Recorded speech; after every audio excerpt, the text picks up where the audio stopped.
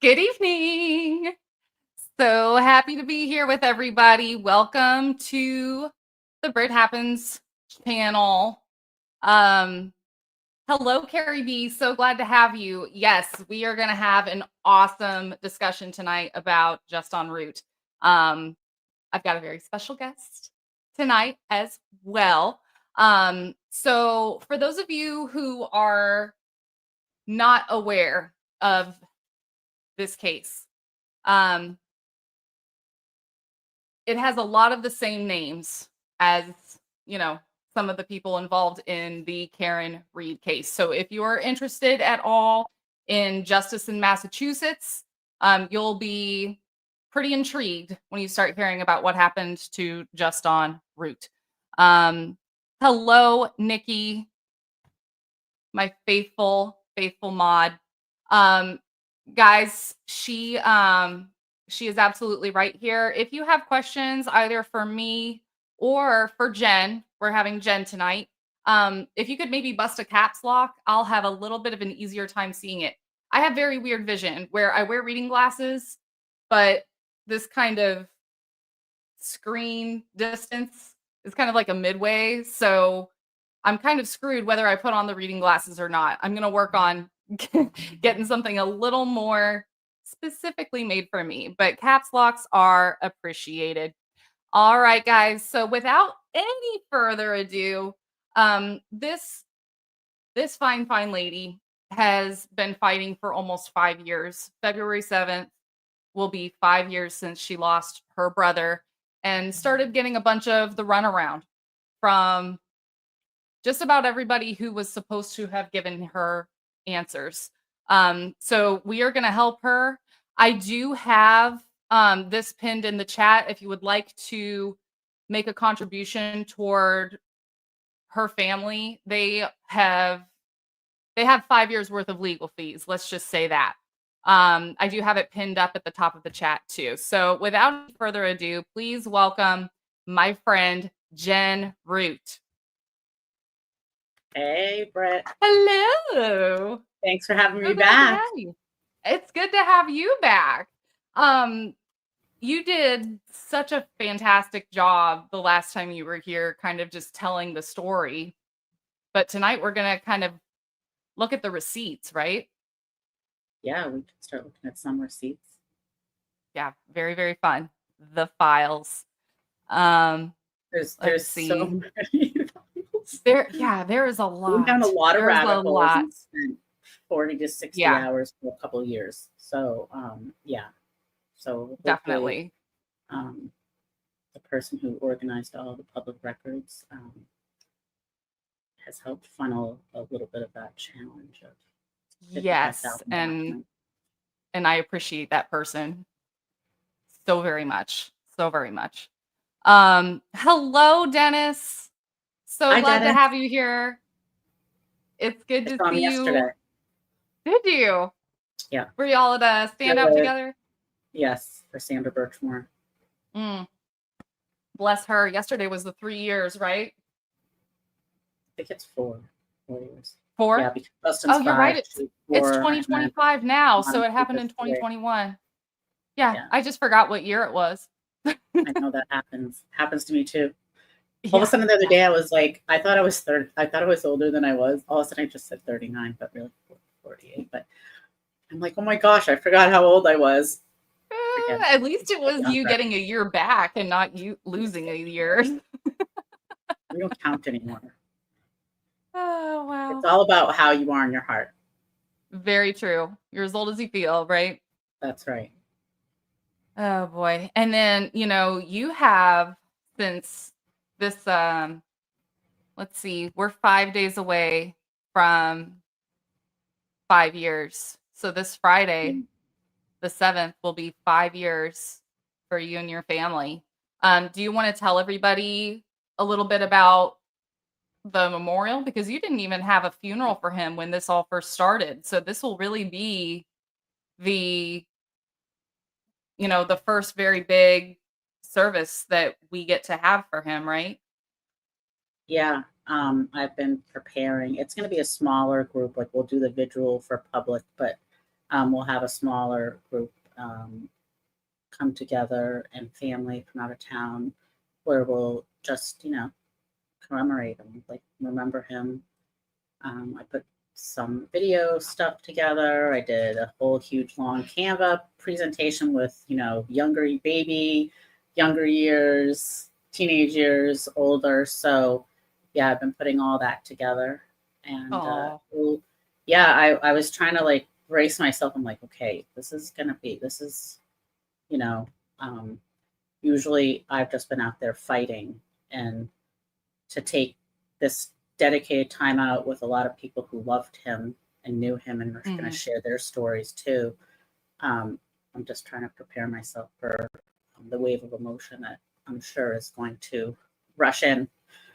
Oh, absolutely. You've been in, kind of a one-track mind when it comes to his situation. So now you actually it's almost like you're grieving. I mean, I'm sure your grieving phase to some extent has kind of been put off, right?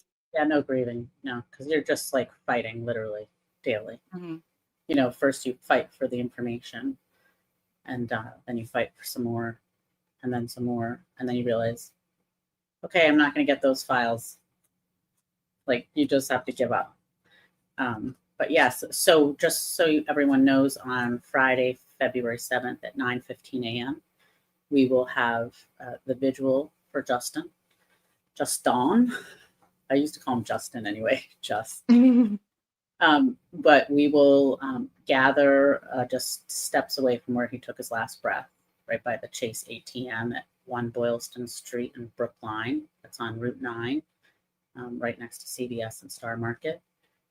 So we will play some of his music at some point there too. I will speak.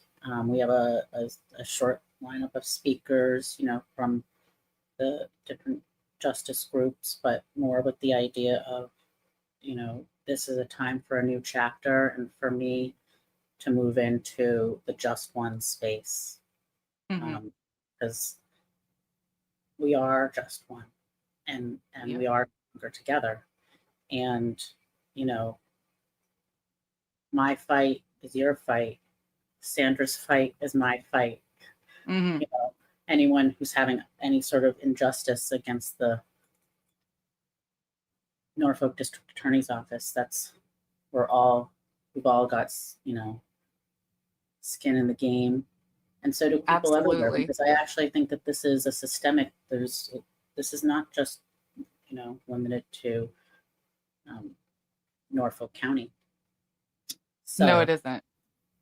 and what we can do with the Norfolk County is shed a really big light, because we have 3 high profile cases that have gotten a lot of attention. And if we can really highlight that and show that, I think that that's the start of the education, so that people can start to make changes, right?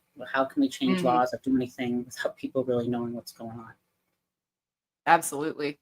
Absolutely. We're in need of changes just about everywhere, but We do. it's, one of those blessings in disguise, as much of a tragedy as this was not just for your family, but for Sandra Birchmore's family, for the O'Keefe family, for what the Reed family is going through. Yeah. Having that many cases in a concentrated area that defy all logic like this. Anybody with an iota of common sense is going to say something's not right here. If you had So, told me like 4 years ago that the Karen Reed case would, come along, and then with that, then Sandra Birchmore, and starting to hear all those names, mhm, like Proctor Buchanan, Garino, Fanning, the whole gang, just hearing all of their names, and the debacle of investigating that they do, because apparently they investigate rubber duckies a lot better than human and beings deaths, yeah. who right? So I would have never imagined that this is what would come, like at the forefront of like losing the civil suit, which I realized that I never even had a chance of winning because of qualified immunity. All you have to say is I was in fear for my life, and they get to make a split-second decision, and they also get a little leeway for making a mistake. So I actually never had a chance. So when that finally ended in April, right as Karen Reed's trial was either just starting or just in the middle, I'm not sure what date, but it was definitely April 22nd was when I got the news. Then I could go out and be more, boots on the ground and meet people. But before that, my lawyers wanted me to stay low profile. Sure, sure. Well, now today, with your Supreme Court submissions and things like that, do you feel that you have more of a support system now through having met some of the boots on the ground from the other cases, Oh, than maybe you did at the 100%. time?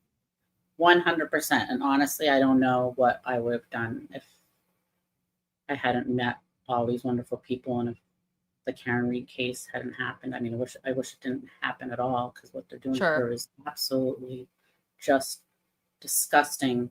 But I have to say that it definitely rejuvenated me and has given me hope. And seeing people, you know, getting so involved and caring is just it's really beautiful. That's the beauty in the part of the tragedy, which actually I was Mhm. talking to my dad about earlier. I said, there was just so much awful stuff that happened with Juston, but there's just so much beautifulness that has come out of this journey for justice. Absolutely. Guys, thank you so much for showing some love to Jen in the I chat. see. We really Hi, Dana. appreciate it. Hi, Timma. Hi, Dennis. Timma.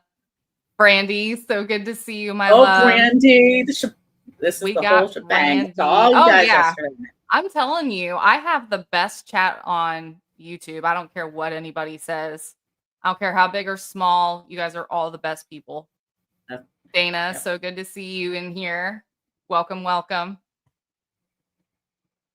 So, um, before we really dive into the details, Jen, can you give, I mean, we talked about this on the last stream here that you were on, but could you maybe try to give, as brief of an overview as you can about what happened on February 7th, 2020? Yes. There's always like that different version. I remember when sorry, this is like another little sidetrack. But I read this book that says how to like help, losing a loved one to murder.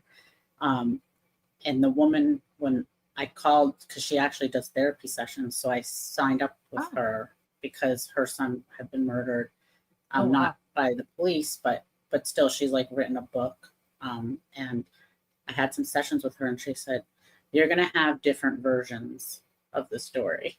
So you just made me remember that. Yeah. Where Yeah. like, okay, if I only have like 1 minute, or let's just say I might not want to overwhelm you or overwhelm someone, and then I have like a little bit of the extra, and then a little bit of the extra, and then it's like I don't Mhm. get too deep and too much of all the. There's so many other details. I'm just gonna tell you, so many other stuff that just pisses me the hell off. But I have to stay mainframe because you don't get anything really done when you go down into the dungeon. That's You true, might but you're still uncover some justified stuff. in feeling that way. If Yeah. if you do get that way, you are 100% in your right. Oh yeah, yeah. I mean, I went to the dungeon for quite a while. I mean, I've been out. I haven't been down there in a while. Okay, so Juston was 41 years old when he was killed. He was at outside of his mental health center on a busy Boston hospital campus where there were 3 other mental health facilities. And he had interaction with a security guard there. He had parked his car, got out, talked with the security guard, and it ended with my brother putting out his hand and them shaking hands. Then Juston walked to his car and sat in his car for about a minute. And that security guard made the call to his control center and said that a guy had just threatened to shoot him. And then they actually followed him and then really escalated the situation. And so I believe, it's always ironic that he was at a hospital and he needed to be hospitalized. And you also have all these mental health centers right there. Like, there needs to be another level of care happening there. I think that's what the most shocking for me is. So anyway, the Boston police show up. I always like to say this because it bothers me, but my brother had actually been in the middle of the road at the driver's side window of the first responding police officer, and Juston had his clear intergalactic, ginormous paintball gun that's with a chimney, unloaded. Clearly, definitely looks like a toy, and he's been in the force 20 years at that point. So my brother's at his window. But what ended up happening is another security guard who is not armed and doesn't wear a bulletproof vest or anything. He decides to, he's going to keep coming down to check out the dangerous gunman, which was not what you should be doing. You actually should have been up at the valet area, clearing the place if you actually think that Juston was armed and dangerous gunman. So anyway, that Boston police officer came back around. He jumped out of his car. Juston was coming back down the sidewalk. Juston turns around. He yells, "I'm with law enforcement. I'm with law enforcement." So he's exhibiting signs of delusion. But he actually really thought he was part of law enforcement. He liked to think. And guys, just so we're aware, Juston was that day having like a mental health crisis. He has please correct me if I'm wrong, Jen, schizoaffective disorder. Yes, and so schizoaffective disorder, for people who don't know, it's bipolar with some tendencies of schizophrenia. So it could be, delusion. Those types of things can happen. So he suffered from that, and I think that particular day, who takes out a clear plastic paintball gun to like an officer? Right. I'm just saying, like, you have to be next level to do that. Because who's going to win in that one, right? The police. Right. Absolutely. Right? So this officer just came right up behind him, and Justin's yelling, "I'm with law enforcement. I'm with law enforcement." He's pointing up the street, and Juston turns around, and there's the officer 36 inches from him because he closed the space, and his gun's out. And so then Juston was like, "Whoa!" And then he took out his paintball gun. And he didn't aim it directly he aimed it at more like below the waist. He didn't do a right, like in the middle, like, "I'm going to shoot you in your chest or your heart." And not to say that couldn't be scary, but this officer, I think, behaved in a way that was not expected. So anyway, Juston ends up getting shot, and there's another officer who's there who shoots 10 bullets, and that first officer shoots 5. Juston, severely injured, gets into his car, drives away, and meanwhile, just so you know, that officer also shot the clear plastic paintball gun in half. So you went from ginormous to a clear handle in his hand. So somebody had to have had eyeballs, anybody, to see that it changed rapidly. So basically, he's going down Huntington Ave, and he's going very slow. They're all behind him like a motorcade. And they can't run a license plate because that's not, I guess they don't do that. Right. So, they don't even bother. No. Each step of the way, it was escalated every step of the way. And one officer went out and then did a pit maneuver on Juston's car. And who knows what happened at that scene. Okay. Because I'm just going to tell you, I went down that rabbit hole too. But we will never know the exact details of what happened there. But it ended with Juston taking off because I believe he knew, like, these dudes are going to kill me. Like, he is bleeding out in his car because he's probably been shot at least 5 times. We can safely say with 15 bullets at point blank range, it's safe to say he he probably received at least half of what was Right. put out. I mean, one bullet did go up and hit the valet in the head. He survived, but he has long term injuries from that. That was the officer's bullets. That's why you don't shoot bullets in a highly populated area because they ricochet. So Justin's Mhm. bleeding out. He starts speeding up, goes down Route 9. He ends up in a massive crash. Wheels came off the car. His car came to a stop right before this small mulch area. He kind of bailed out of his car and he fell all the way, like collapsed on the sidewalk, left blood. And then he staggered a little bit further and then dropped into this mulch area. And simultaneously, there had been this woman who was trained as an EMT and certified, who just happened to be in her car waiting for an appointment. She got out and ran to him, and she had seen him the whole time, just clutching his chest, because when you lose, 2,000 cc's of blood, you're in cardiac arrest, pretty much. I mean, Oh, I'm not a sure. doctor, but when you lose that amount of blood, it's safe to say that you're not doing well. You're not seeing So straight, that's for sure. yeah, so he drops to the mulch. She's at his side. She's confused, and basically, officers came running with their guns. She described him as gurgling blood. His eyes rolled in the back of his head. He seemed to not know anything. Like he couldn't speak.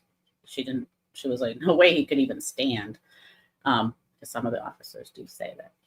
One officer said he stood up, which I'm like, no, that Yeah, didn't happen. doubtful. I'm like, I'm done with the lies. So anyway, they come running. They tell her to run, so she runs. The officer who did the pit maneuver did a kicked Juston, didn't apprehend him, kicked him, and then they kind of backed up in a semicircle and shot 31 bullets. So it was 5 Boston police officers and 1 Mass State Trooper, and yeah, afterwards it's just horrendous. The things you hear, and the officer from Boston lied about his body worn camera. He tosses it into his vehicle. You know, Y'all are he hearing had that, somebody guys. else's One guy incrimination literally ripped his firearm. body cam off Yes, and that threw it guy. in. And by the way, he was a trained EMT certified before he was an officer, along with the guy who did the kick and the pit maneuver. He also, like just a couple of years prior, was a certified EMT. So you know what a massive car accident does to you. You know what it does Sure. to somebody. Not to mention being shot, and they knew that he was shot. So that's it in a nutshell. Then you had, the Norfolk District Attorney's Office, let's just call them the cleanup crew, making sure that the investigation was focused solely on exonerating them and not getting to the truth, or asking the type of questions that any normal human being who wants to actually have answers would do. I like how you put it, cleanup crew. Yeah, that's what. Yeah. I couldn't have said that better myself. It's the cover up, I mean, cleanup. they're beyond their next level, and I mean, just even when we had to meet them because they did a 30-day investigation for Juston, so I'm sure it was done a lot sooner. But they had to, the optics. Still think 30 days is pretty outrageous. Well, for any law enforcement shooting, usually it's several months with just one officer involved. There's an extensive IA investigation, and then you have, on top of that, before officers can return to duty, they basically have a shrink look at them and have sometimes several appointments, and it's a lot just for them to get cleared for duty again. 30 days with 6 officers involved is not something I've ever heard of happening before. I'm not law enforcement, but I've never heard of that happening before. And the thing is, those officers, most of them met as a group before they were interviewed, and our judges seem to just look the other way with those types of things, and also with testifying, they looked the other way. Certainly. Surprise, They surprise, certainly did. surprise. Tracy, hello. Thanks for being here. Thanks for having Jen on your show. Juston's story needs to be told until he gets justice. Absolutely. And Tracy, stick around because this is not going to be the only stream that we have on Juston. I'm not a one and done kind of girl. We're going to dig deep. We're going to get into the files. We're going to look at the photos. We're going to watch the videos. We're going to listen to the audio. And, you know, because Jen has been told no over and over again for 5 years. Um, all there was an internal investigation. She never got an independent investigation. And by the way, that investigation was spearheaded by none other than Michael Morrissey. So we can all take a guess as to how that investigation went, right? Have you guys heard Michael Morrissey before? He's the district attorney who's persecuting Karen Reed. So, yeah, we'll be doing more with this for sure. So definitely stick around, Tracy. Welcome, glad to have you. Um, and guys, for those of you who were not here at the beginning, I have pinned at the top of the chat the link to help support the family of Just En Route, help them with some of their legal fees to recuperate some of the many other costs associated with what happens with any death in the family. There's, I mean, it's not just legal fees. There's plenty of other things. It's a whole host of expenses. So if you guys would like to, yeah, it's enormous. I wanted to just say, like, our lawyers, they're a big law firm, and they took the case contingency. So that's how strongly they felt after looking at the mountains and mountains of evidence. Wow. So I had to take care of all the expenses. So expenses, I'm at about 170,000, and I have one more bill for 8,000 that they keep asking me for, and I'm like, I don't know. Wow. Like, someday. And then you also get experts. Just so you know, people, like, we went through a couple different law enforcement experts, and then then we finally found the one who, did things. When I just say, like, they were on board, but once you see their work product, you're like, ooh, that's not good. So yeah, I ended up having to spend about $52,000 on just law enforcement expert itself. Holy cow. And then guys, we do have a new we do have a new US attorney coming in. As some of you know, Levy is out. And so if you guys would like to support Juston's family in any other way, you can go to justonroute.com, and the first link in that site is to a petition for an independent investigation. So do what Brandy says and sign that petition, please.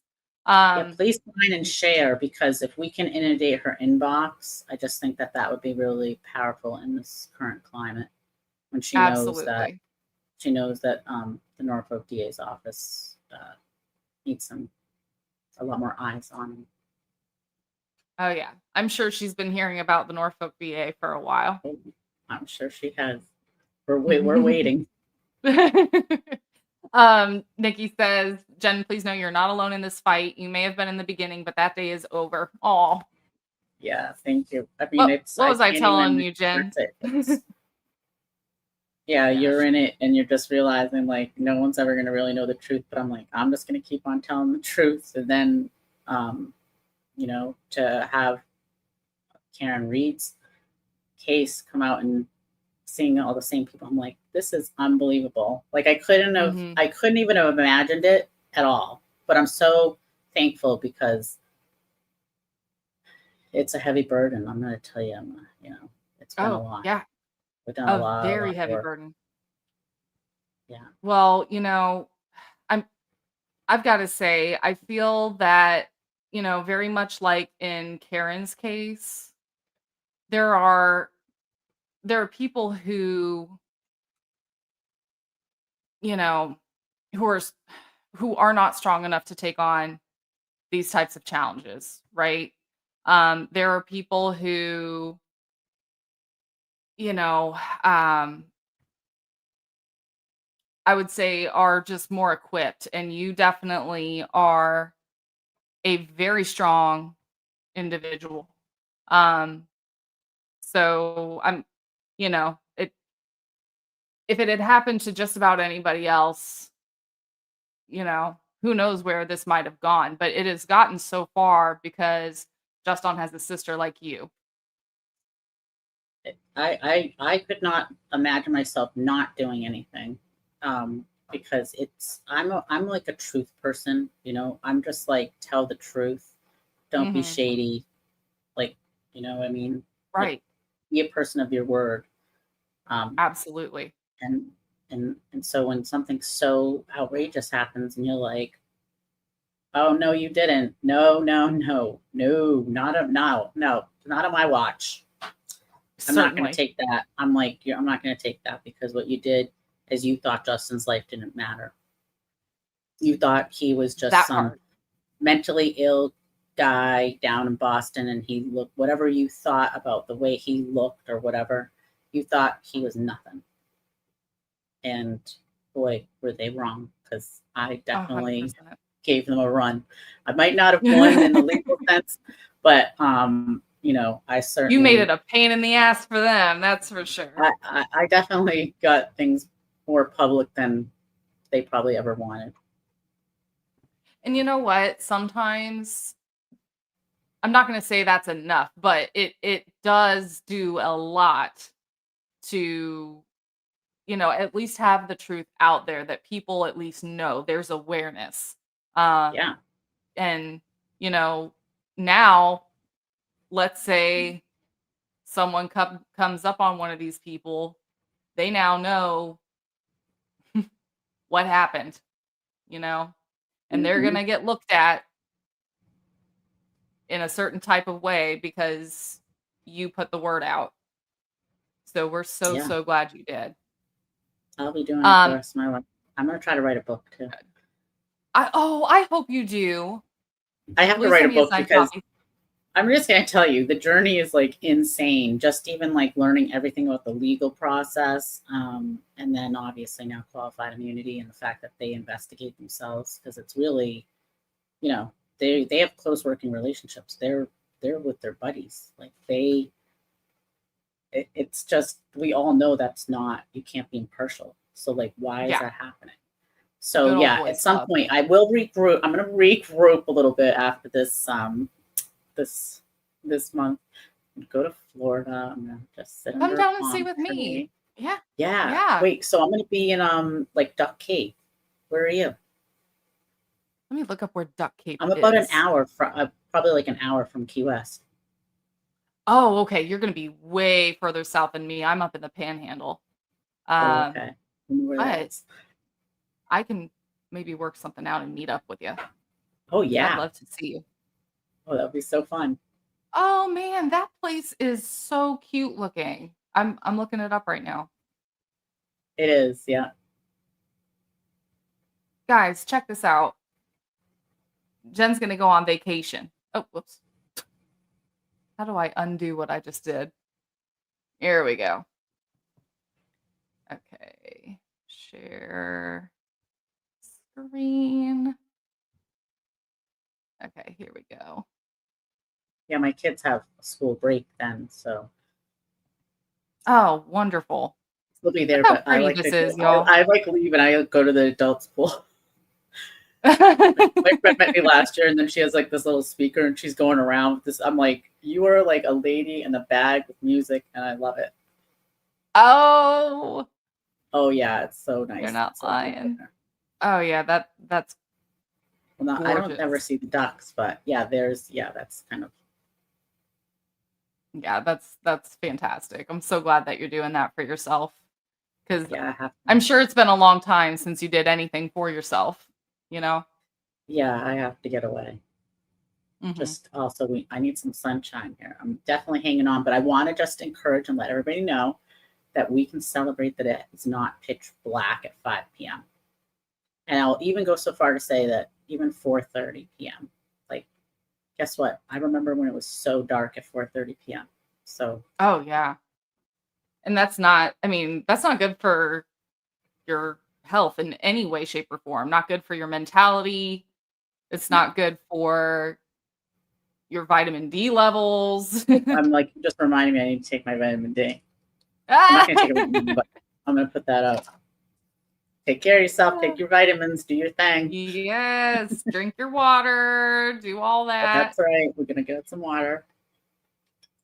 So, guys, the first thing we're going to look at together is kind of how the narrative was put off from day one by law enforcement and the media. For example, Jen, was it your mother or your father got a call saying that Juston had shot that valet when there's absolutely no way he could have. He didn't have a real weapon. So, like, what's that about? Yeah, Michael Proctor from the Norfolk DA's office called spoke. I don't know if he called her or she got his number and had to call him because the Ashland police went to their door.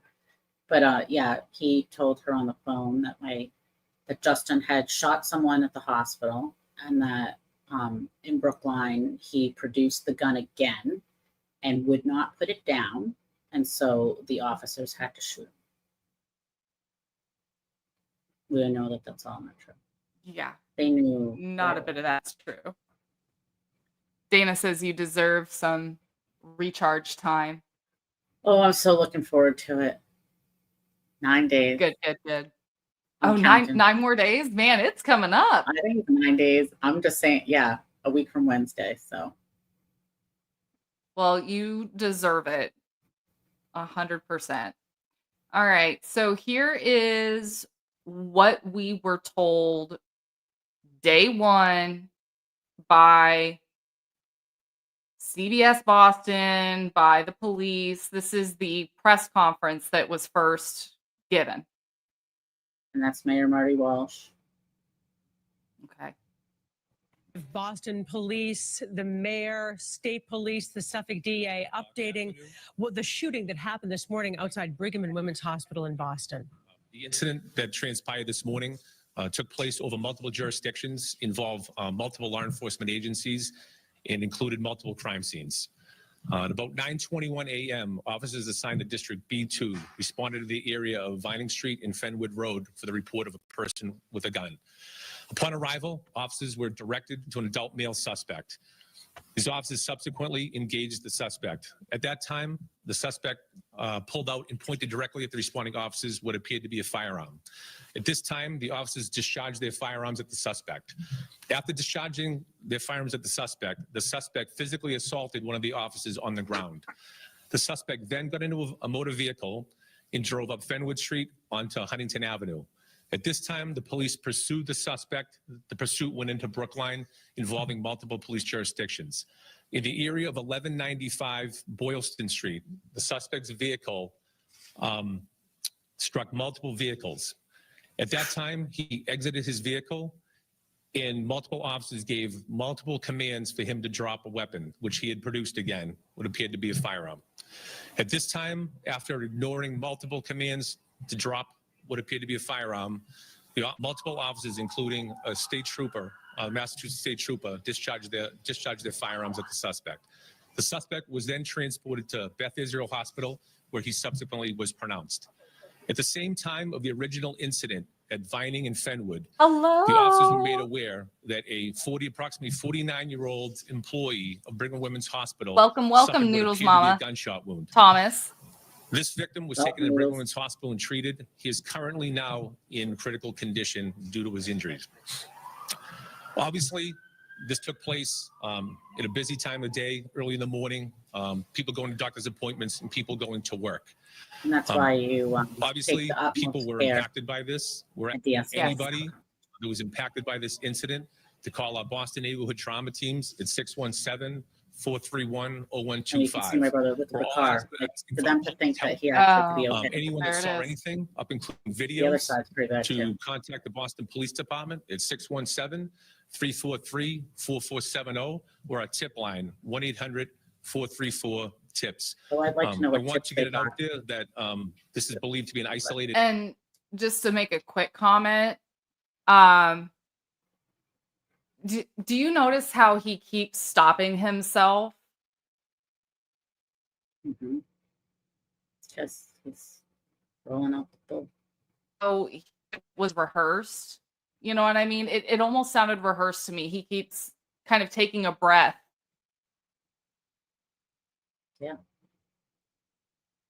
They're putting out the one-sided self-serving narrative. There we go. Yeah, 100%. Incident. There is no threat to the public as a result of this incident.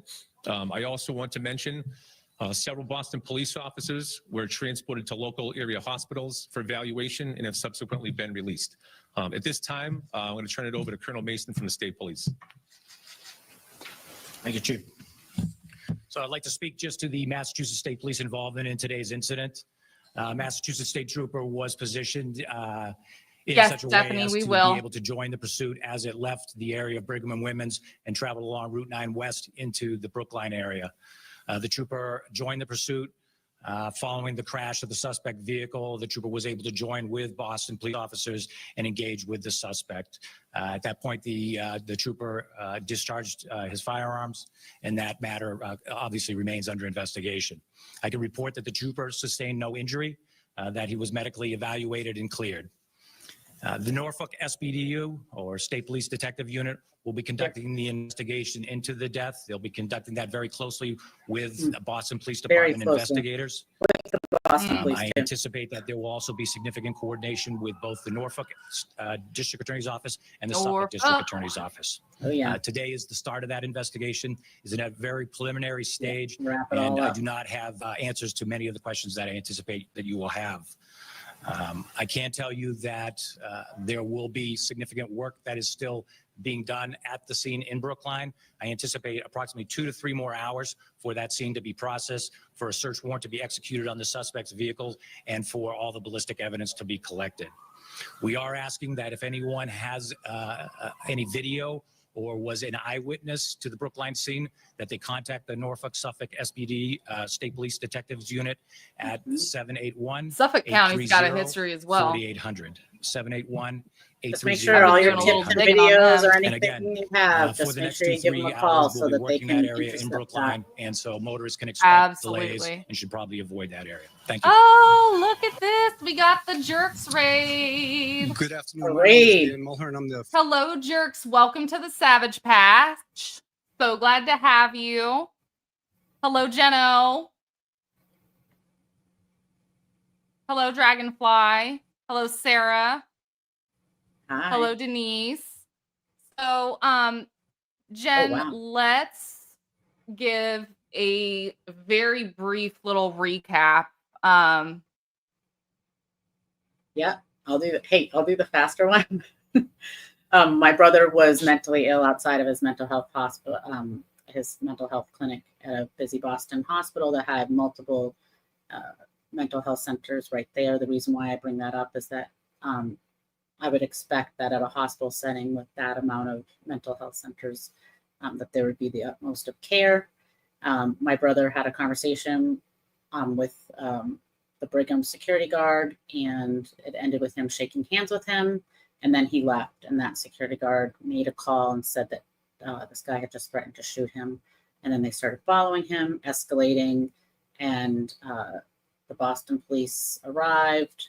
One officer came up behind him, essentially with his firearm out, the officer, and then Juston turned around and saw it after he'd just been yelling, I'm with law enforcement. So he was exhibiting signs of delusion, and he took out a ginormous intergalactic clear. Nobody can tell that by the videos, and also cameras above where it happened also could not get those. It's amazing how many Yeah. videos disappear. We've got more cameras just suddenly not working, Yeah, footage disappearing, all things we're very familiar with, guys. exactly. So it's a huge clear plastic paintball gun with a chimney. That officer shoots it pretty much in half. So there's only a clear handle in Justin's hand. Real firearms don't get shot in half. An officer of 20 years, I would expect that, you know, you don't just come up on a dangerous gunman that you perceive like that on the sidewalk.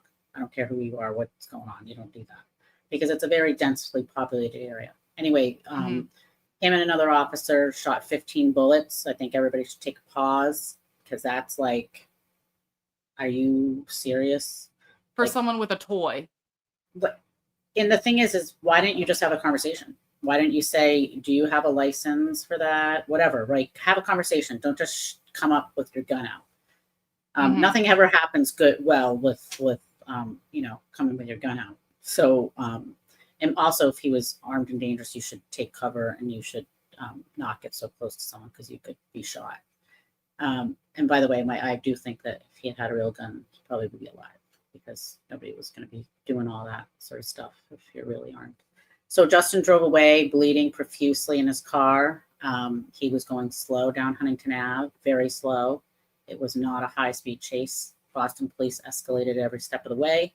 One officer did a pit maneuver, and then that's when the high-speed chase started, but Justin was bleeding out at the same time, so actually it was quite dangerous that even happened. Justin ended up crashing, a massive crash. Wheels came off the car. His car came to a complete stop. He definitely lost about 2,000 cc's of blood in his car. See? That's like half the blood in your body, guys. Yeah. And that's from an EMT that responded after the incident that looked in his car. And so Justin collapsed on the sidewalk. And meanwhile, there was a certified EMT who was just there waiting for an appointment, sitting in her car. So she saw him and went to run to help him. Because, that's what you would hope that people would do. So she thought he was having a heart attack because he's clutching his chest.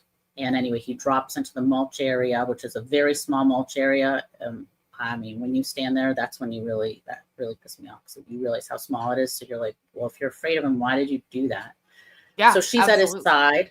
Yeah, she's at his side. His eyes are rolling in the back of his head. He's gurgling blood. Okay, he's literally incapacitated. Okay, not capable of jack, nothing. So they're running with their guns out, ready to blast him away. And so they told her to run. She ran. One officer who did the pit maneuver, who's also was a certified EMT just several years prior to this, before becoming a police officer, he decided instead of apprehending Justin that he would kick him. So he kicks him. And then these officers step back. I would say they're probably 5 to 6 feet away. And they did a semicircle and shot 31 bullets. That's just the start of the story. And then you have the Norfolk District Attorney's Office, Mike Morrissey. Yep, you got Michael Proctor, you got Buchanan, you got Garino, you got Fanning. The list goes on. It's they were more interested in exonerating the officers, and that's what they did in 30 days when they actually should have been looking for the truth of why this happened. So the officer in Boston, it's very important to realize that he knew that he had to know certain things, and he was the closest to Juston in Brookline. And so he was the one who also took his body-worn camera and tossed it into his vehicle and under oath said that it was in his duty bag. So we know that's not true. And he also had someone else's department-issued firearm. He was also an EMT prior to being a police officer.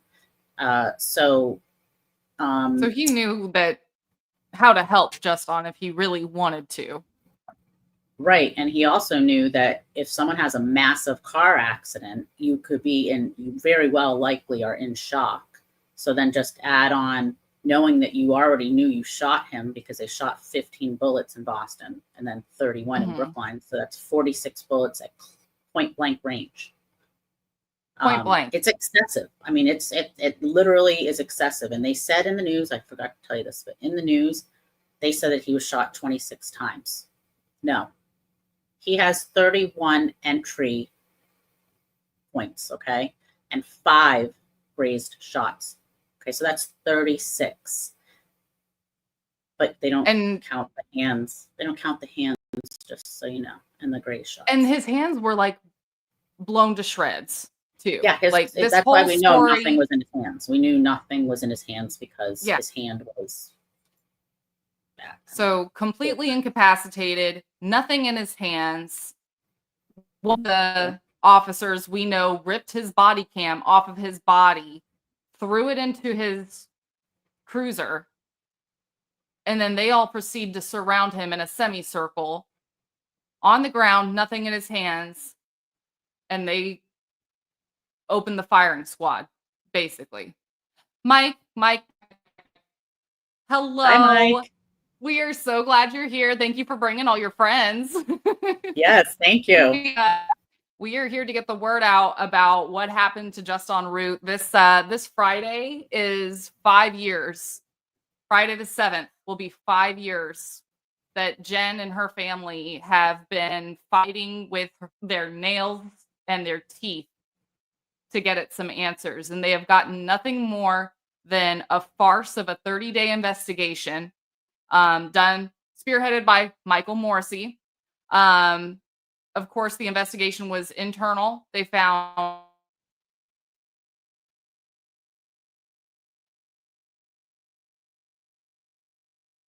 I think he froze.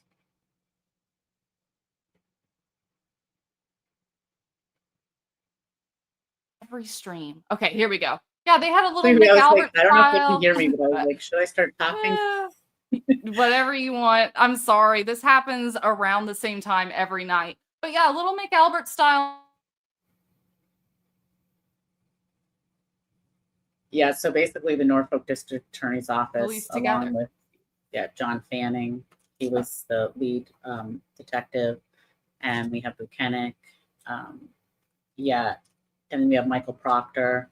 So Michael Proctor is the person who spoke with my stepmother, who told her on the actual day that my brother shot someone at the hospital. By the way, none of the officers knew about that until 2 minutes after they killed Juston. So you can't try to say he shot somebody else and we thought blah blah blah. No, that's not true. Yeah. They had no idea. They had no idea. So they said that my brother had shot someone there, and then in Brookline that he produced the gun again and would not put it down, and so they had to shoot. Mm-hmm. And so, really quick, to answer your question, you can go to justonroot.com. There is a link in there. Everybody, if you could do this, there's a link in that website to sign a petition for an independent investigation. Hopefully the new U.S. attorney will see that and get her inbox flooded. And we also pinned at the top of the chat to help with some of the legal fees that the family of Juston Root has incurred over the past 5 years. They've got 5 years worth of fees, and we're going to bless them. We're going to be a blessing to them because they deserve to get some answers. They deserve to get some justice, and they pay fortune to get it. They deserve our help. So if you guys could do that, I have it pinned here at the top of the chat. I'll bring it up on the screen. GiveSendGo.com/JustonRoot. If you guys wouldn't mind, those of you who are feeling generous enough to share, and please share both those pages as well on your socials. We would also we have so very much appreciate it. You do a Facebook page called Justice for Juston Root. But I just saw a question here in the chat. Yes, Scott, the 15 bullets that were shot at the busy Boston hospital, one of those bullets ricocheted from the Boston police and hit the valet in the head. And he survived, but he has long-term injuries from that. And actually, it just should have never even happened. You don't shoot that many bullets or any in such a densely populated area with no de-escalation, no conversation, no nothing. Yeah, nobody even tried. Unbelievable. Oh, and All right, then you want just to so watch? you know, Oh, sorry, we are having a vigil on Friday at 9:15 a.m. at 1 Boylston Street in Brookline. That's right between CVS and Star Market. We'll be right by the Chase ATM. This is our 5th year having this, and we'll be playing Justin's music. We'll have, we'll speak. Then we have a short lineup of some other speakers from, supporters like Sandra Birchmore and for Karen Reed. And we will be releasing White Doves. So this is a public event. Come on down, and I always make a really big, huge flower arrangement. I get my Costco flowers and I make this huge arrangement and I place it where he died. He didn't die beautiful. at the hospital, like they said. They moved a dead body because He you took can't his tell me last that breath even there. he was alive. He was not alive. So anyway, I know that he died right there. So and then I have a plaque that I had made for him and I put it there too. That's going to be beautiful. He is so lucky to have a sister like you, Jen. I can't say that enough. Well, I feel like he handed this to me. I feel like he handed it to me, and I'm like, man, you really gave me a freaking huge job. Pass the torch. I just have to let my cat out because she's about to like keep scratching at the glass. Yeah, go ahead. Go ahead. Yeah, go ahead. Take your time. I'll keep going with this. What do you call it? You might want to so that video. I think the most important part of that video is what Gregory Long says, because that's the start of the one-sided self-serving narrative that went out to the public that I've been working so hard to correct. Well, take your time, Jen. And guys, make sure you come back because we're gonna go into.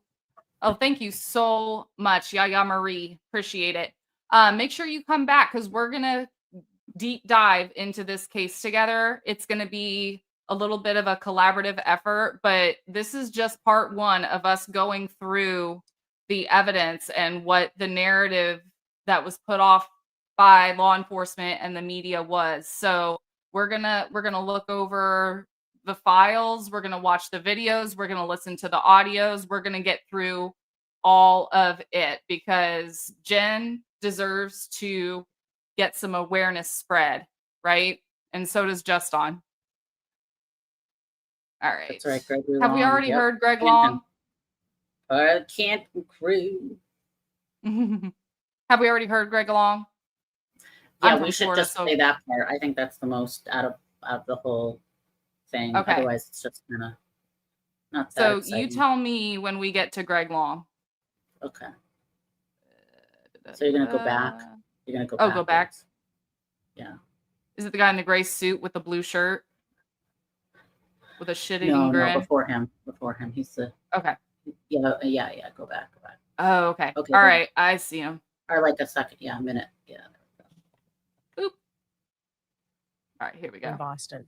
The incident that transpired this morning took place over multiple jurisdictions, involved multiple law enforcement agencies, and included multiple crime scenes. At about 9:21 a.m., officers assigned to District B2 responded to the area of Vining Street and Fenwood Road for the report of a person with a gun. Upon arrival, officers were directed to an adult male suspect. These officers subsequently engaged the suspect. At that time, the suspect pulled out and pointed directly at the responding officers what appeared to be a firearm. At this time, the officers discharged their firearms at the suspect. After discharging their firearms at the suspect physically assaulted one of the officers on the ground. The suspect then got into a motor vehicle and drove up Fenwood Street onto Huntington Avenue. At this time, the police pursued the suspect. The pursuit went into Brookline, involving multiple police jurisdictions. In the area of 1195 Boylston Street, the suspect's vehicle struck multiple vehicles. At that time, he exited his vehicle, and multiple officers gave multiple commands for him to drop, which he had produced again, what appeared to be a firearm. At this time, after ignoring multiple commands to drop what appeared to be a firearm, the multiple officers, including a state trooper, Massachusetts state trooper, discharged their firearms at the suspect. The suspect was then transported to Beth Israel Hospital, where he subsequently was pronounced. At the same time of the original incident at Vining and Fenwood, The officers were made aware that approximately 49-year-old employee of Brigham and Women's Hospital suffered what appeared to be a gunshot wound. This victim was taken to Brigham and Women's Hospital and treated. He is currently now in critical condition due to his injuries. Obviously, this took place at a busy time of day, early in the morning, people going to doctor's appointments and people going to work. Obviously, people were impacted by this. Yeah, We're there's no asking physical anybody fault. that was impacted by this incident to call our Boston Neighborhood Trauma Teams at 617-431-0125. We're all asking for the public's help. Look at that car. Anyone that think- saw anything, up including Yeah, and I videos, think that's kind of the to contact the best of Boston the- Police Department at best of 617 this footage. 343-4470 or our tip line 1-800-434-TIPS. I want to get it out there that this is believed to be an isolated incident. There is No further threat to the Yeah. public. Bada bing, Blah, bada blah, boom. blah. Blah, blah, and blah. Justin shot 31 times and 5 grazed shots, and his right hand was shot 4 times with an entry in the inside of his palm. Okay, so Yeah. he had nothing in It was- his hands. It was a fucking firing squad. I mean, It was, you had a combination of, you had the officer from Boston who shot the clear plastic paintball gun in half. Huge, intergalactic, like, come on. And he was the closest to Juston in Brookline. So I'd say he had a lot of adrenaline going. He kind of looked, he looked bad because he tripped backwards on the sidewalk. He just looked like clumsy dumsy, Yeah. And Juston did not assault him at all. He actually said in his statement that there was, I don't know, they just like to add stuff to, like, he To did make all it more these justified. things. Yeah, Yeah. they needed to justify. he's a villain. We did everybody a favor. Yeah. Yeah. They did everybody Yeah. a favor. Yeah, exactly. And then, And just so you know, after he had no drugs in his system, because that was the other thing. That's what they like to do too with victims, and then talk about, what they had in their system. But Juston had Mhm. nothing, so it was great, because then that was one less thing that they had to go on a rampage about. And then on top of that, afterwards, you mentioned this on the last stream. And guys, if you'd like to hear Jen speak a lot more in detail about, just the day, there's a stream a little further back where she came on and we just talked. Like it was just her and me shooting it. And Yeah, we were. Yeah, we were. And you said in that stream that afterwards, because there was, like you said, one officer pulled his body cam off and threw it into his car. And you could hear them afterwards, almost locker room talking about the whole incident. Like, I got that motherfucker and stuff like that. Yeah. The guy from Boston, the one who was closest to Juston, the one who threw his body-worn camera, he afterwards said, "I killed the mother F, and I emptied my magazine on him." It's Boston's finest. Boston's finest. I mean, and then you had the state trooper who turned around and told another cop, like, "Hey, you got a rep coming? Don't say nothing to nobody." So wow, like a and then union rep. They all met together. I mean, the majority of them met together as a group before they were interviewed, like prior to their interviews 5 days after.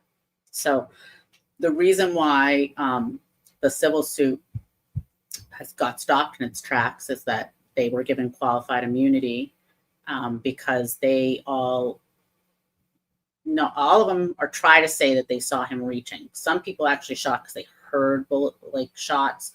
A couple said, "I heard someone yell gun," which is not corroborated by the one body-worn camera that Yeah, was you don't hear there it should have been anywhere. more. There should have been more, but there was only one. Mhm.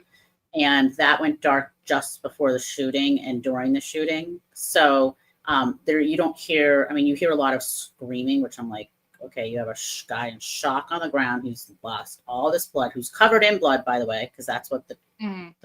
EMT, The EMT. certified EMT, had said he was covered in blood. So they were afraid, though. She wasn't, but they were. My word. And thank goodness for her. would you be comfortable, Jen, with me playing the audio from the EMT Oh, sure. tonight? Okay. Yeah. Guys, I'm gonna put up my little trigger warning banner. Yeah. There we go. It's shocking because they did her only that day, a few hours after, but the officers had 5 days to get their story straight. And guys, just so you are aware, this is a blind listen for me. So I have not heard this yet. I've just got the trigger warning up so that we are I don't know all how long aware. her audio. I don't know how long her audio is. Does it say? All right, here we go. So what was her name? Shelly. Yeah. Shelly something, right? Yeah, we'll just call her Shelly. Okay. This is Shelly. And now guys, Shelly was something of a bystander. She witnessed, I think she witnessed the car accident, right? She witnessed Juston crashing. She didn't And then- witness the crash. She heard it. But she's the one who saw him get out of his car and like literally was clutching his chest because when you lose that much blood, you could very well be in cardiac. Oh yeah, you can't breathe Yeah. hardly. All right, so I'm gonna go ahead and play She almost this. lost her life. I mean, she almost lost her life there too. Oh yeah, she was between him and the cops. So she said there was so much force that she almost felt like not on this video because we deposed her, so we have a deposition that's a lot more detailed because when people who want to find out more of the truth, they ask certain things. So we have that, but this is the initial frame of a interview from the Boston police. gotcha. Sherry, thank you so much for sharing that information and for sending love Thank you. to Jen and family. Thank you. Yes, please come out Friday. I'm gonna officially just say that I'm not gonna be doing it next year. I will wait till the 10-year. It's a lot of work, and It's a lot of work. Not even just about work, but I feel like it's not the end. I'm just been saying this. This is not the end of the book, but I feel like the next chapter is on its way.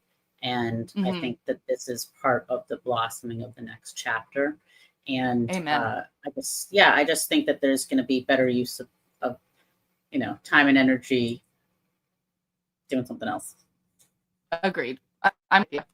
Yes, Dickie, this is the off-duty EMT who tended just on, just so we're all aware of what we're listening to. She was a certified EMT who was in her car just waiting for her own appointment, and she saw that Juston needed help and she ran to him. As that cop should have done. But that's neither here nor there. Play anyway. Thank you. Whoop. There we go. My name is Trooper David DeChico, assigned to the Norfolk County District Attorney's Office. I am here at the second floor of Boston Police Headquarters in a conference room. Along with me is Detective Kevin Finn, the Boston Police Department. I'm assigned to District 11. And ma'am, can you please introduce yourself? My name is Shelly. Can you please spell your last name? Thank you. And your date of birth? Okay. the date is February 7th, 2020. The time, according to my cell phone, is approximately 12:37 p.m. All right, ma'am, we're here because we were told that you witnessed an incident in Brookline today. Yep. So I'd like you to just tell us what happened in your own words, what you observed, and could you please start with why you were in the area, what time you got there and why you were there? I was killing time in the parking lot having coffee before a doctor's appointment. It was about 9:30 a.m. Could have been a little before, could have been a little after. I'm not positive. And what parking lot are you talking about? In front of the Shaw's on Route 9 in Chestnut Hill, or the Star Market, in that plaza with a CVS and a gas station and other restaurants. Okay, go on. And I was just sitting there having coffee, and I could hear a car coming that you could tell was beat up, and it got my attention. It sounded like it was on rims or something like that. So I was just just Lost the looking, wheels. because the traffic was going this way on Route 9 in front of me. And I saw the car kind of hit the curb and smash into the curb. He wasn't fully in the entranceway yet, maybe a quarter of the way and half in. I saw a guy, a tall, skinny man, get out of his car wearing a long coat. And I saw him walk up from his car right up a little dirt hill to where his car was, and he fell. And he got back up, and I realized something was really wrong. I could hear cops coming, but there was no cops there yet. So I jumped out of my car. I used to be an EMT, so I jumped out of my car, ran over to him. He had fallen again and was trying to stand back up again, but he was very, very wobbly. And when I got to him, when I approached him, he was covered in blood. I couldn't tell, it was so fast, where it was coming from. It didn't matter, but his shoulder, he was trying to stand up, and he had one shoulder. I think it was his left shoulder. I could be mistaken. Didn't have blood or anything on it. And so he was trying to stand up, and I had my hand on his shoulder to try and lift him up as I hear the cops parking, but my back is he was on the hill, so they're coming from behind me. And as I literally have my hand on him, I hear screaming, run, run, run, go. And I turned around, and there was what seemed like at least a dozen officers with their weapons drawn, pistols, and it looked like, or handguns, whatever, and it looked like shotguns. And I didn't know, because I thought it was just a car accident, and I was just trying to help them. And I ran. My car was maybe 30 feet away from his car and from where he was on the ground. And when I left him, when I turned around and saw all the cops charging with their guns, I started to run down the hill, and in that little entranceway, I almost fell there, and I don't think I had even made it to the grass before I just heard pop, pop, pop, pop, pop. And I didn't know what was going on. I just got my car, and an officer came over to me not that long after, and I was literally holding his shoulder maybe 4 seconds before he got shot. Okay. Like, I barely had time to get away. I mean, obviously they were waiting for me to get away, but it was instantly. The entranceway you're talking about, you mentioned that's the Star Market entrance? Yes, Okay, that's to the parking lot? correct. Okay. You have a map in front of you. I If you want to do. put, why don't you put an X on the entranceway that we're discussing? Okay. Can I just say really quickly, it seems like they're trying to rush her through her statement. I get that they're there to console her, but, before she even gets to the end of the thought, it seems like, okay, now this map in front of you, point to where you were. It just doesn't seem like they're wanting her to elaborate much on what she observed. And that's why we have the public version of her deposition. Mhm. That's, she's asked questions of like kind of what, you'd want to know. And Yeah. actually the other lawyers for the officers, they kept it real short because they sure to hell did not want much more on the record. Yeah, It's DiCiccio, definitely. Scott Megadis, Scott DiCiccio, and someone from the Boston Police. I can't remember his name right now. Yeah. I can go back to the beginning later so we can get that name too. But all right. Let's see. There we go. When I saw his car too, when I was going up to him, It might be me. I could tell that because you could hear the car coming from so long away. There was a lot of right side front damage. I didn't know what had happened, but it was very, very clear that it was not from hitting the curb right then and there. So I think I was probably about parked So- right about there.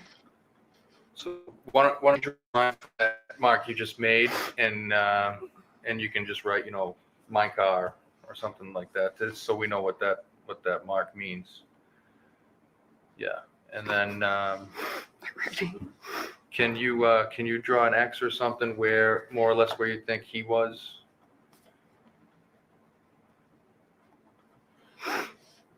That's his car there? Yeah. Okay. Poor And baby. you said you went up a hill?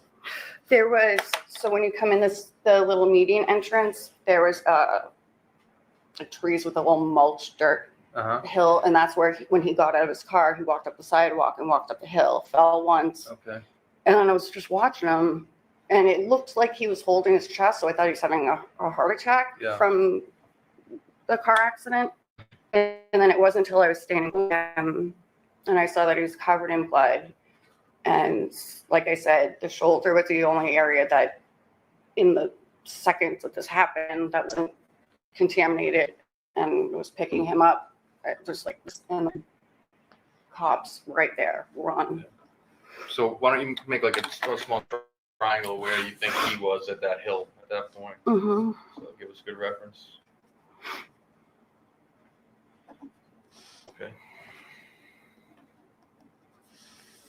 I'm going to show you on my department cell phone, and approximately, or I think we may be looking. Does this look familiar in terms Yep. of the entrance, the CS? Yeah, so yeah, going past that exactly. So it was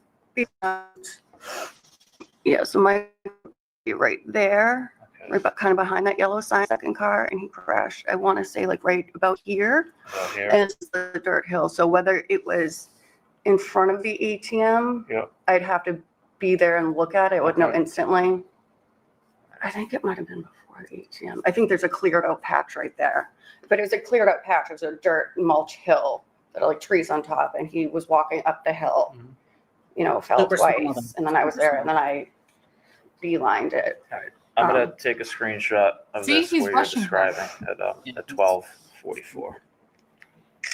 Can you do me a favor and just write your name at the top of this page up here, and I'll tell you the date and time now. So you can put that underneath your name. It's February 7th, 2020 at 12:45 p.m. Right. That's understandable. So I'm so nervous I'm gonna forget something. But no, I just heard the car come. Where were you driving, towards the city or away from the city? He was going westbound. He was So he was going outbound, away from Boston. away.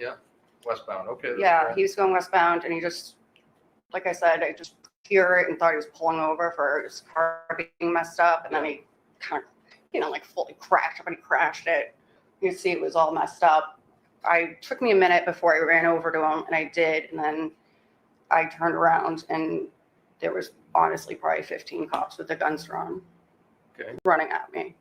So what can you describe what he looked like, his physical description, and what he was wearing? Is he white male, black male?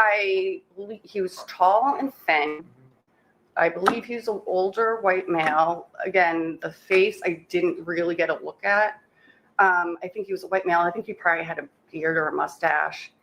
And he was wearing a long brown coat. Hard to tell with all the blood. Wait, can you pause for He a looked second? like. More than that, but he was definitely tall, thin. Because when I first saw him get out and walk, I kind of thought it was a heart attack. So whether he had whatever gave me the indication I am on right now by his appearance. But I definitely got the idea that he was an older. Did Whether he was like late 40s and looks late 60s, I don't know. Yeah. Did he say anything to you when you approached I him? didn't hear any words. Nothing? Nothing.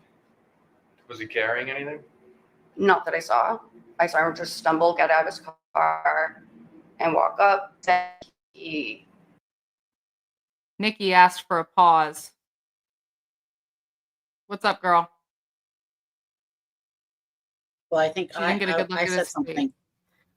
Yeah, what I wanted to Oh, say is that she actually, so I'm not sure if this is in the deposition or not, but a lot of what the First Circuit judges tried to say is that she didn't get a look at his face, so we can't like credit her with anything, basically.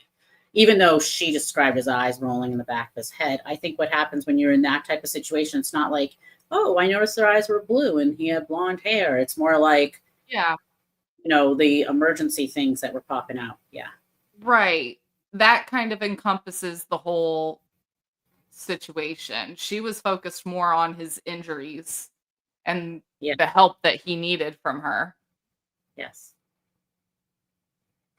All right. Sorry, I didn't hear you ask for the pause. It's okay. I didn't see him fumbling at pockets or anything like that. He was holding his chest. Whether he's holding something, I don't know. And I was standing over him, and I don't think I would have caught that, but he didn't say anything to me, and he was a mess by the time I was standing over him. So I don't think he could really talk. When you say mess, can you describe groaning? Can you describe kind of? No, he how wasn't groaning. He wasn't making noises, but he was. It was so quick. I couldn't tell where all the blood was coming from, but he was covered in blood, like his outer jacket. He was covered in blood, and I couldn't see if it wasn't like a major head wound or anything that stuck out. But he just he fell, and to pick him up, you could just see that, lights off, no one home almost. You said lights off, no one home? That's what you said? Lights on, no one's home. What's the Okay. expression? I don't know. Yeah, I get it. I just want you to elaborate on that. You could see that he had just been through something, and he, again, under these. Yeah, Dickie, they won't record a single McAlbert interview. They won't record their statement, but they're gonna, if they feel that a recorded interview will help them cover their own asses, then they will. And you're absolutely right about that. They were gonna look for any minor inconsistencies there. And that's what they did. That's what they did. Mhm. But Yep. the officers, all their inconsistencies, no, look the other way. And that's actually what really Yeah, pisses me off. there's definitely a playbook that they're going by here. Assumption that it was a heart attack or a car accident. Shock. It could have been shock that was on his face, or he was just. I was about to say or I was about to get the words out "Are you okay?" And then it was go. So I didn't speak to him. I didn't hear his voice. Okay. I was standing over him, like I said, but when I was standing over him, I was so concerned on, is there a part of him that's, because he was trying to get up, is there a part of him I can touch that doesn't have any fluid on it, You said So- you touched his shoulder, right? I was, yeah. Did you 'cause touch anywhere else on it? No, because that was one spot that had nothing on it, and it was just it was barely even just to lift him up Mhm. when everything happened. So that's the only place you felt on him? Yes. Okay. When you heard run, go, do you remember do you know who was saying that? Well, I had heard the cops show up, pull up behind me, Okay. and Do you hear so the sirens? yeah, oh yeah. I could hear the sirens coming after he crashed, but again, I was under the assumption it was just a car accident. So when I was standing over him, I could hear the cops coming, and the ambulances, and I wasn't expecting. And so they were like, "Get out of the way, run!" And I just turned around, and there was probably 15 or people, cops, and I don't. At that point in time, whether they were they were stadies, undercovers, there was everything there. So, and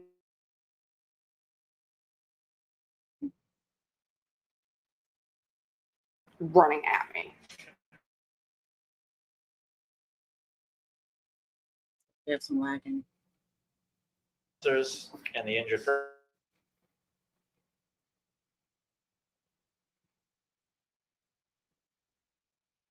just beelined it right there to my car. Okay, so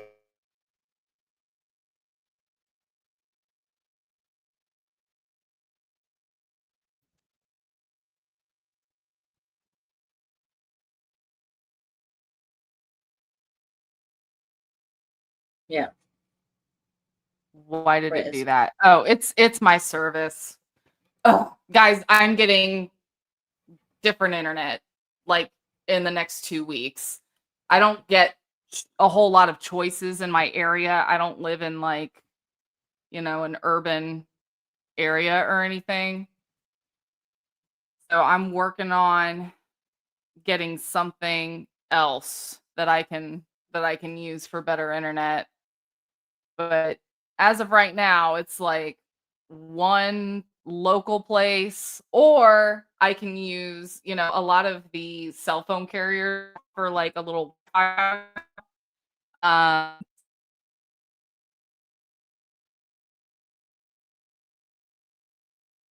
sticky, I think.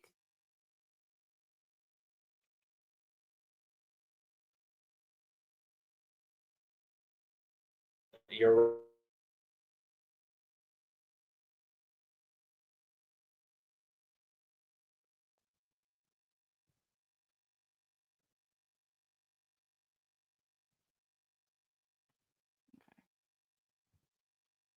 Coming after he crashed, but again, I was under the assumption it was just a car accident. So when I was standing over him, I could hear the cops coming and the ambulances, and I wasn't expecting. And so they were like, "Get out of the way, run, run, run!" And I just turned around, and there was probably 15 or people, cops, and I don't. At that point in time, whether they were they were stadies, undercovers, there was everything there. So in Boston, so at that point in time, what uniform they have, I don't remember. It was a lot of them and a lot of guns running at me. when you started to run away, Mm-hmm. where are you facing? Are you facing where the police officers and the injured person are, or are you facing in another direction? So if you're the injured person and the cops are running this way, because I looked, was like, oh, I just beelined it right there to my car. Okay, so at this point, the officers and the injured party are behind you? They're behind me. Okay. What you're running back to your car. What happens next? I almost fell in the, I was just shaking because I didn't know what was happening. And then I heard pop, pop, pop, pop, pop. Whether I was back on that little grassy patch or if it was still in the entranceway, I don't recall, but it was within seconds of me running. Yeah. And they were yelling at him, like, get on the ground, blah, blah, blah. But the guy was So get on the ground, and then anything else? no, once I saw what was going on and they were yelling at me to run, I didn't know what was happening. I think they were yelling at him to get on the ground, but I can't imagine he actually got up. And then whatever happened. And I just was sitting in my car like, oh my God. And then waited for officers to come over. At any point when you were running to your car, did you look Hey, behind? Coral. So glad to Did you see look you. behind to see what was happening, or did you continue to run?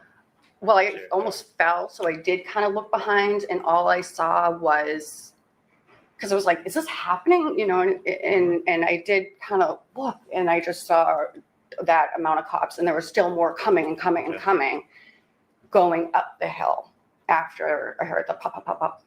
So they were advancing towards the guy. Okay. And then I just... All right. If everybody watching this stream right now subscribes, I will order a Starlink right now. That's all I have to say about that. Also, if you would like to help support the channel, because the channel does have a lot of bills, there are means and methods scrolling below, and then at the top of the chat, I have pinned a link to help support the Root family recuperate some of their legal fees and other expenses related to this complete travesty. So please make sure you click on that link and visit justonroute.com and sign the petition for an independent investigation, one that wasn't done, one that isn't going to be done by Michael Morrissey in 30 days or less. Sat in my car, called my dad.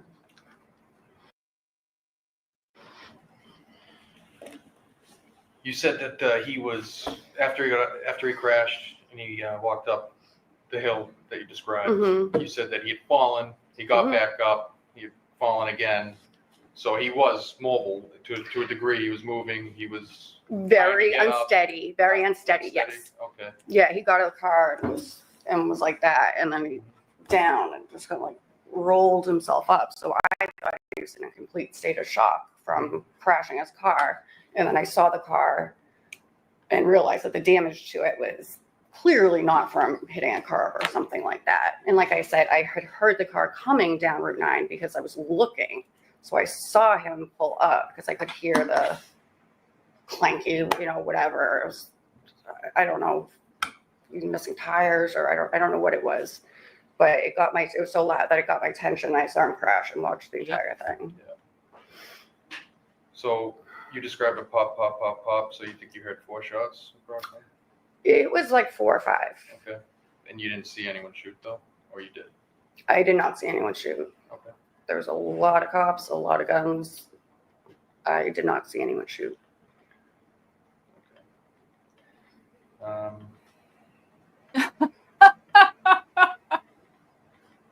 That's Did you fantastic. see anyone, excuse me, did you see anyone approach the guy on the ground after the gunshots? You said you saw cops moving. Oh, Moving he was towards them? swarmed with ambulances and all sorts of About- officers. How long afterwards did you see, first aid, whether it was officers or ambulance? About how long between, the gunshots and first aid being administered Instant. instantly by the police officers? There was, as soon as the cops, like I said, I ran and they started moving in, and then I heard pop, pop, pop. But again, I was kind of running and looking back. And then it could have been at that point, or maybe a minute later, there was like 4 ambulances. And they were out there running, so I think they kind of pulled up right after, or maybe they had been, I think the ambulances got there right after. Okay. And then I saw stretchers come out. I didn't see him being taken away. I saw a couple empty stretchers go back in the ambulances, and I didn't know what happened. And I was just, and that was all blocked off for the crime scene. And there was, all the cop cars kind of blocking it. And I honestly didn't want to see what was there. So it was, I ran, they went in, pop, pop, pop. First aid, what happened from there, I don't know. Did you take any pictures or videos with your phone? No, I was way too shook up. But I told the other officers that there was a guy who I believe was brought here filming. Because before we knew anything was going on, before it was just like, once Did we I ever realized find that this guy guy? was messed up, once he fell, I was like, oh, help him out, maybe call an ambulance. Yeah, Jen, did we ever find that guy who Shelley's saying was filming? Oh, so that guy, yeah, he was interviewed by Michael Proctor. And also Michael his phone was Proctor. also Cellbrite. The only other phone besides Justin's that was Cellbrite, because, he had some videos, probably some pictures that he wanted nobody to see. Wow. Wow. I have talked. Brandy wants. Yes, I have. Oh, I'm sorry. Sorry, I have talked with her. I did meet her at my lawyer. Like our first meeting was at our lawyer's office, and I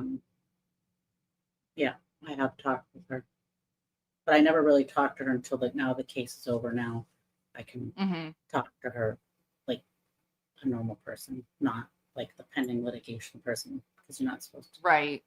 So Right. We can say what we want now.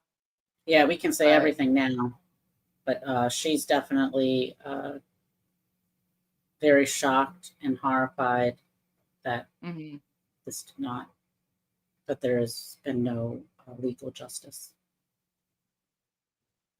Unbelievable. And this guy was, he was from, I think, before the shooting, filming it in the car, or like right when they were like putting up the crime scene tape, which was like instant. And they're like, dude, you're gonna get arrested. Stop taking pictures. Like, come on. And he's like, oh, I'm filming it. It's already on Facebook. Da, da, da, da, da. So I think he will have footage. I don't know how much he actually took, but he was allowed off about having it. Can you describe that guy, or do you know him? Do you know his name to start with? Oh, no, he was just in the parking lot. I think I saw him when I was waiting downstairs. He was driving a gray pickup. I know that because he was just yelling and being obnoxious. And I kept looking back at him like, what, dude, are you seeing what I'm seeing? So I know he was in like a big gray pickup truck. What was he wearing? Do you know? I want to say like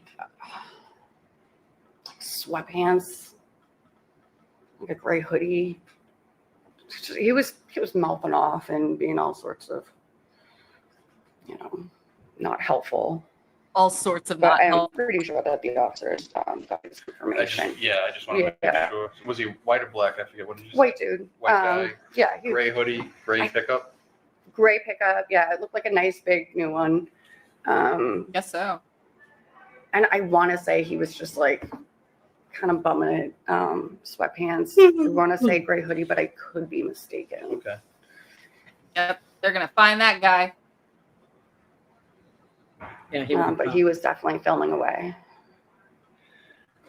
Would you just state He your would cell have phone talked number to our for private the audio investigator. recorder? A lot of people say, I told the Boston police, and then they want nothing to do with it.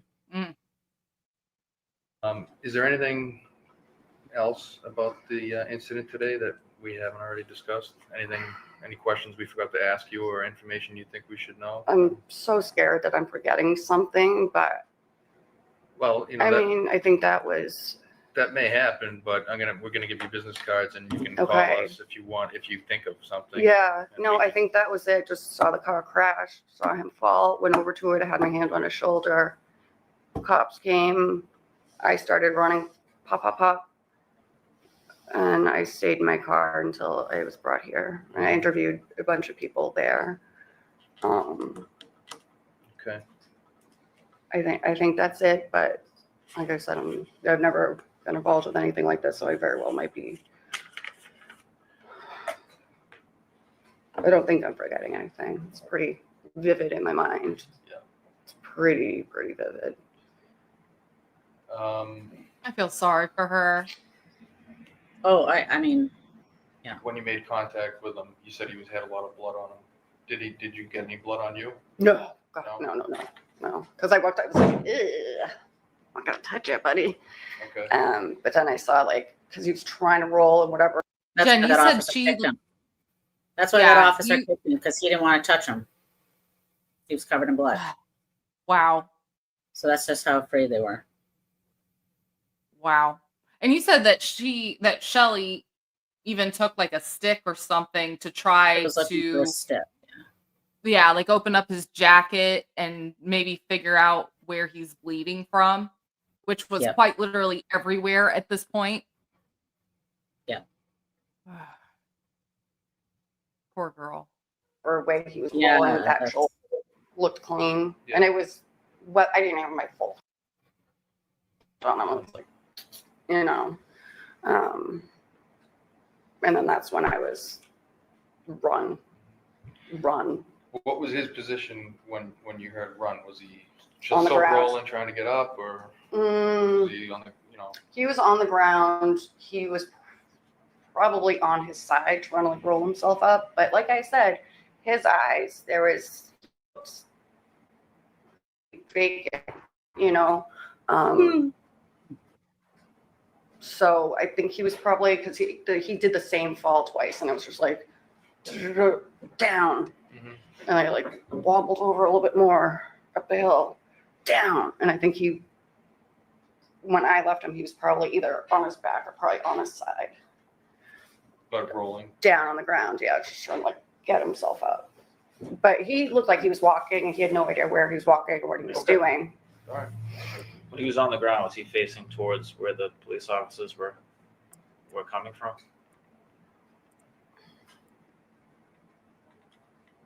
He didn't seem to bat an eye that there was cops. He didn't seem to know what was going on. Just as far as I didn't know what was going on until it was too late. And even when they started screaming and I was standing over him, there was no like, uh-oh. There was no movement change, words, Yes. anything. Okay. You got anything else, Detective? I got nothing further. All right.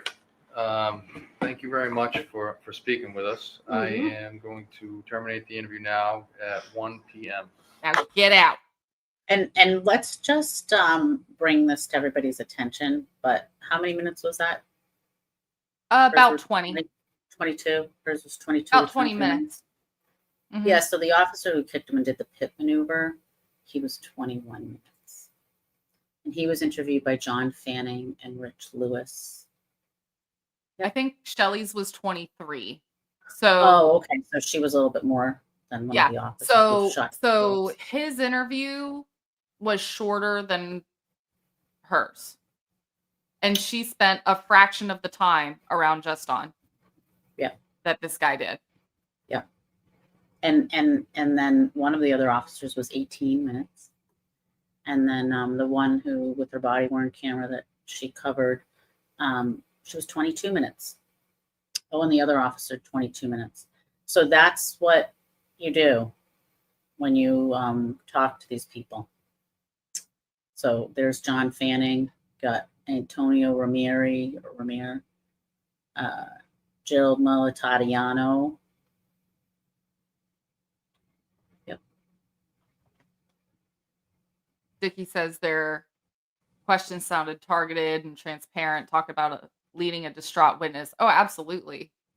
And Oh, when you start to hear like the officer from Boston, when you hear his interview, you're like, I was just in shock because I read the transcript from like the audio recording, and I'm like, I remember when it hit me where I was like, is this, like you actually think, not that it's a joke or anything, but you're like literally like it's so perplexed that I couldn't even like process that this was an actual like interview. I was like, that anyway, it just Mhm. takes your breath away. I mean, it, once you know, Yeah. you can't unknow.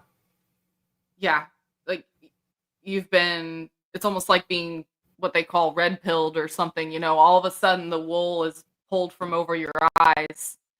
Dickie Yeah. wants to know if the officer who did the pit maneuver was BPD or MSP.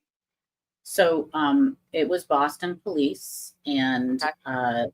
there were 5 Boston police officers and 1 Mass State Trooper who was then dishonorably discharged because in February 2019, with a suspect on the ground who was already handcuffed, he kicked him with his steel boot and then took out his gun and put it to his head. So he's very special. He's actually the one at the scene who told that other officer, the one who did the pit maneuver and kicked Juston, he said, don't say nothing to nobody. And he also said suicide by cop. Literally, I'm like, you literally just killed a human being, and you're like, Yeah. suicide by cop. The other guy's like, I killed the mother F. I mean, the stuff is shocking. And when you watch some of the body worn cameras and you realize they start doing this B thing because they're warning each other, they'll do this and they'll put it down here, and then they'll do the tap tap. That they have all these like signals to let each other know. Don't. And I'm like, what do you guys have to hide? I mean, I get it, like, you know what I mean, but like, what are you hiding? Because it was very obvious to, I mean, anybody who were to dive into all this stuff, Extremely. I know what they did. Extremely. So Yeah. you're telling me that this BPD guy got discharged because the year before there was an incapacitated man that he kicked and then put a barrel to his head. It was the Mass State Trooper, Oh, the and trooper. There was a Okay. suspect. He wasn't incapacitated, but he was on the ground on his stomach with his hands behind his back in handcuffs. Okay. So he So still gets he's not a attention threat. because, yeah, Not a threat. And then correct. this trooper proceeds to kick him and put a barrel to his head. Yeah. But it's fine Why was for he someone working? else. If he wasn't working, he wouldn't have been at Justin's shooting. He shouldn't have Yeah. been working. That happened a year No. before. Absolutely not. So this group of guys does, in my opinion, almost the exact same thing.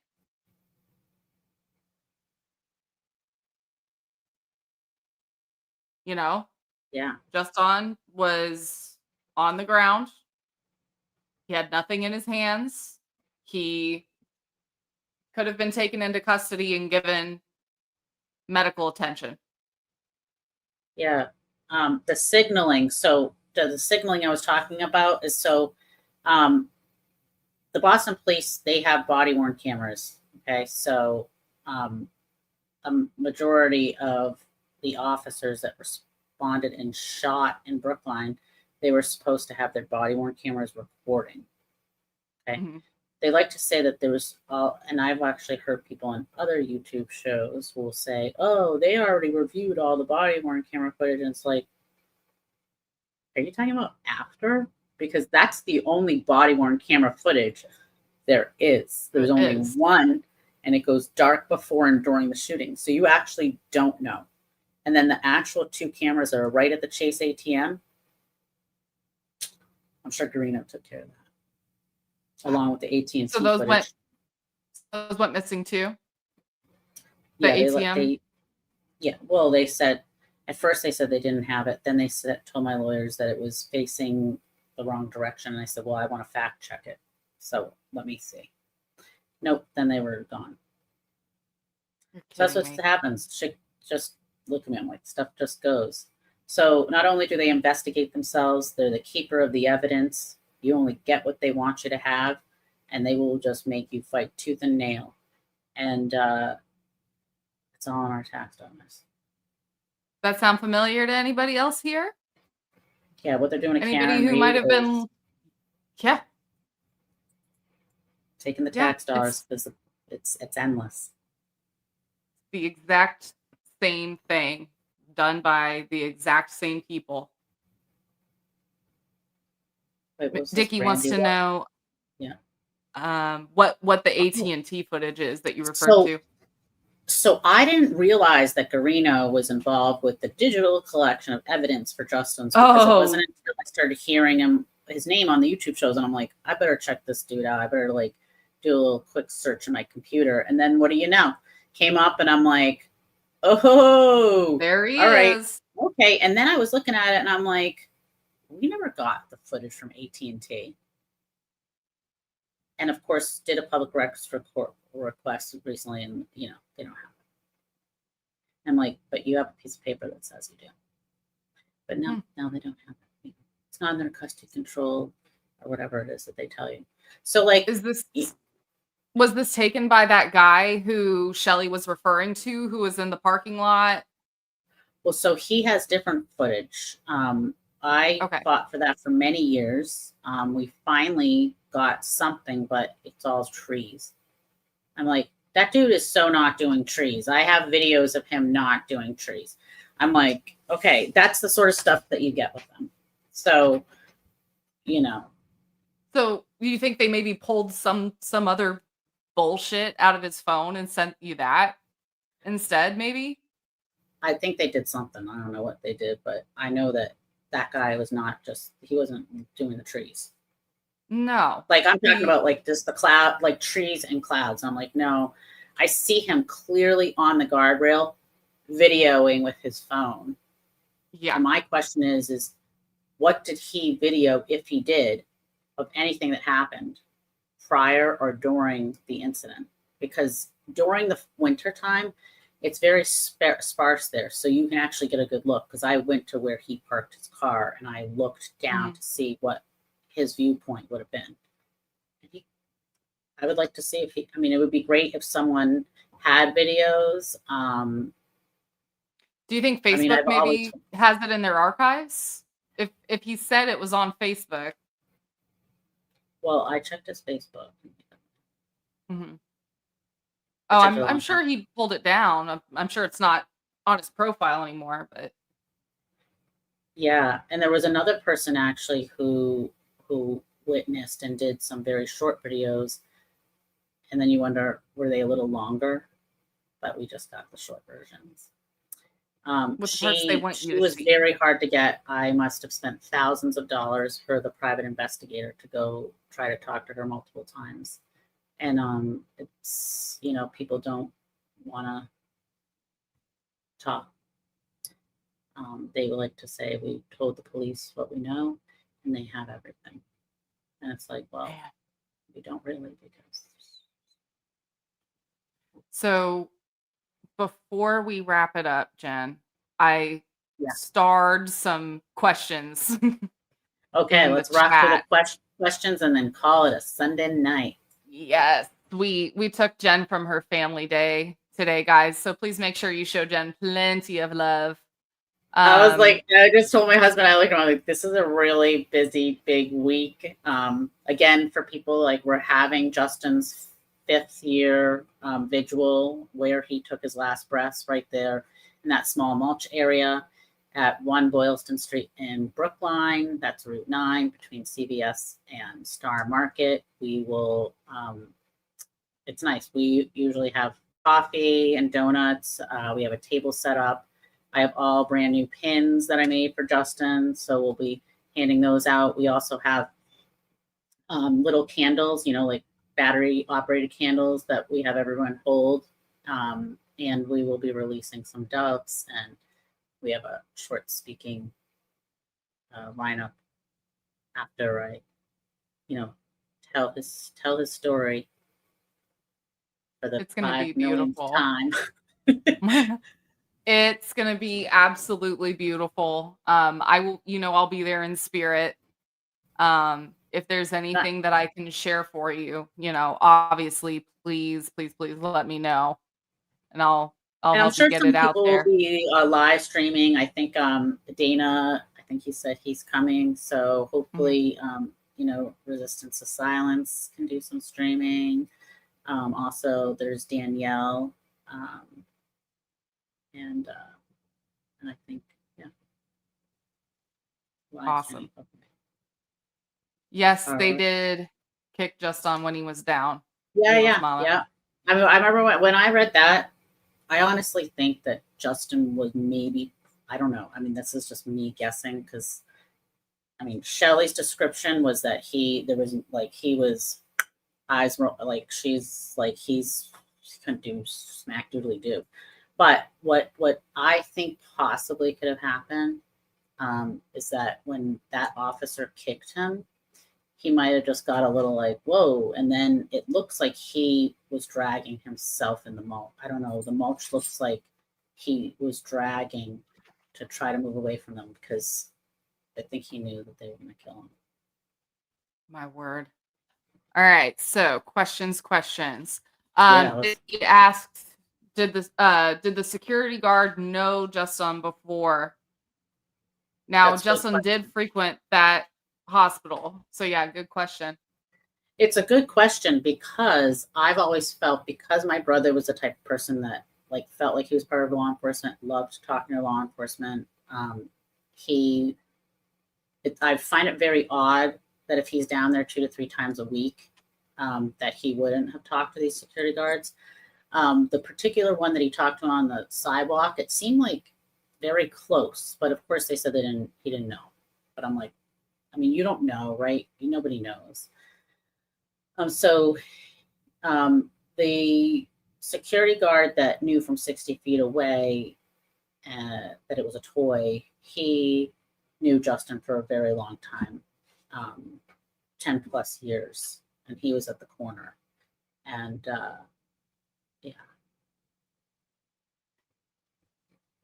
So he also asked, he's always got great questions. He's in this chat a whole lot. We're glad to have him in the Savage Patch. I feel like I caught that stream with Jen or on with someone else. What was the deal with the backpack or an officer taking something from his car? Yes, so this is what's always there's a look, and I'm like, there's a couple things. So Justin always carried his messenger bag. And so just so you know, on scene, my brother would wear a holster, and sometimes he would wear, I've never knew him to carry his toys or his whatever. They're not weapons because they're like paintball gun, but I never knew him to carry anything. But I knew that he would wear shoulder holster, I think because he just made him feel like he's part, I don't know, he's dressed up. I also have never been able to find his actual CIA police badge. And I saw a picture just recently when I was going through all the stuff for his celebration of life. I was like, where is that? Because I cleaned out his apartment. And I'm like, I bet you, and it was attached to his necklace, and the necklace that he died wearing. And I'm like, So anyway, I don't know where that went. And then his bag, it appears that they are searching Justin and doing something, and then all of a sudden that trooper has Justin's BB gun that had a metal rod hanging out of it. So they try to say that, he had it in his hands. And it's like, well, no, he didn't, because that's plastic and it would have been obliterated.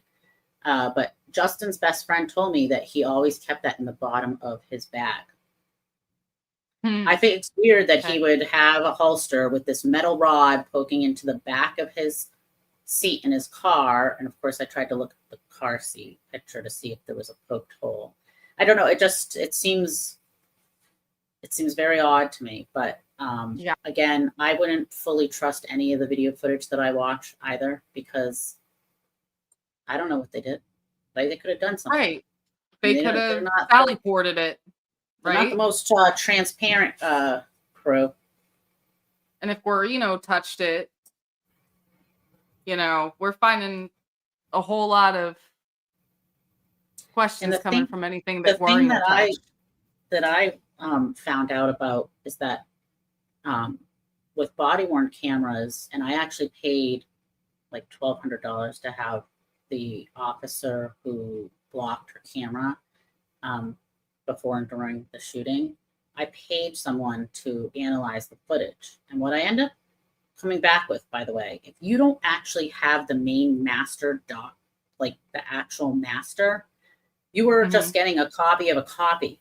So all they can really say to you is, yes, you got a copy, right? So you got a copy of the copy, but that's not like the half verified. He can't tell me that, because the thing is her video footage is very distorted. When she was running, you could see Justin on the ground in the background, and it's all distorted. And I watched other body worn cameras from people who arrived afterwards who were running down Route 9, and I'm like, their vision is so clear. Why is hers like that? Okay, so it looks to me that it's been altered. But you can't prove it because I don't have the actual master. And anyway, it gets degraded. That's what it did. It does, man.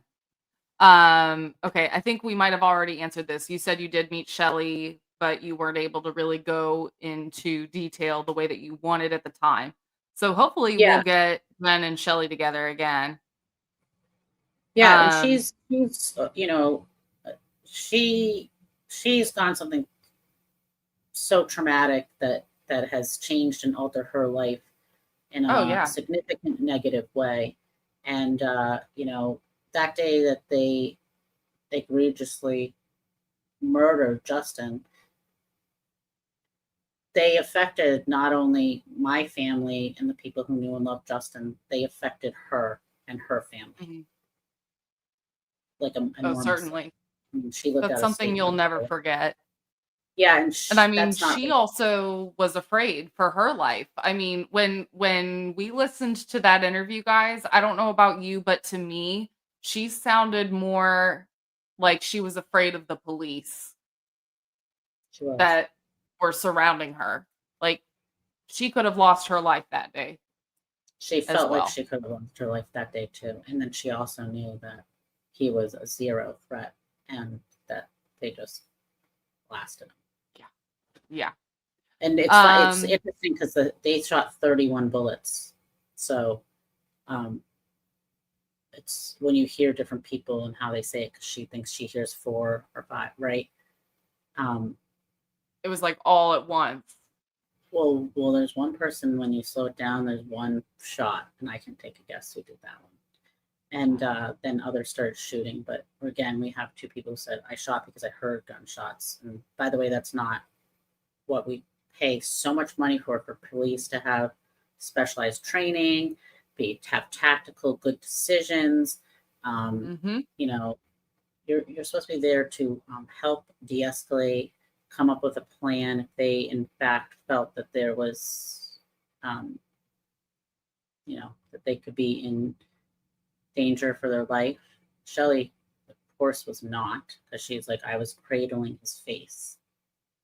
So that doesn't look like she needs to be afraid. She definitely had PTSD, and I'm not sure. Definitely. She probably,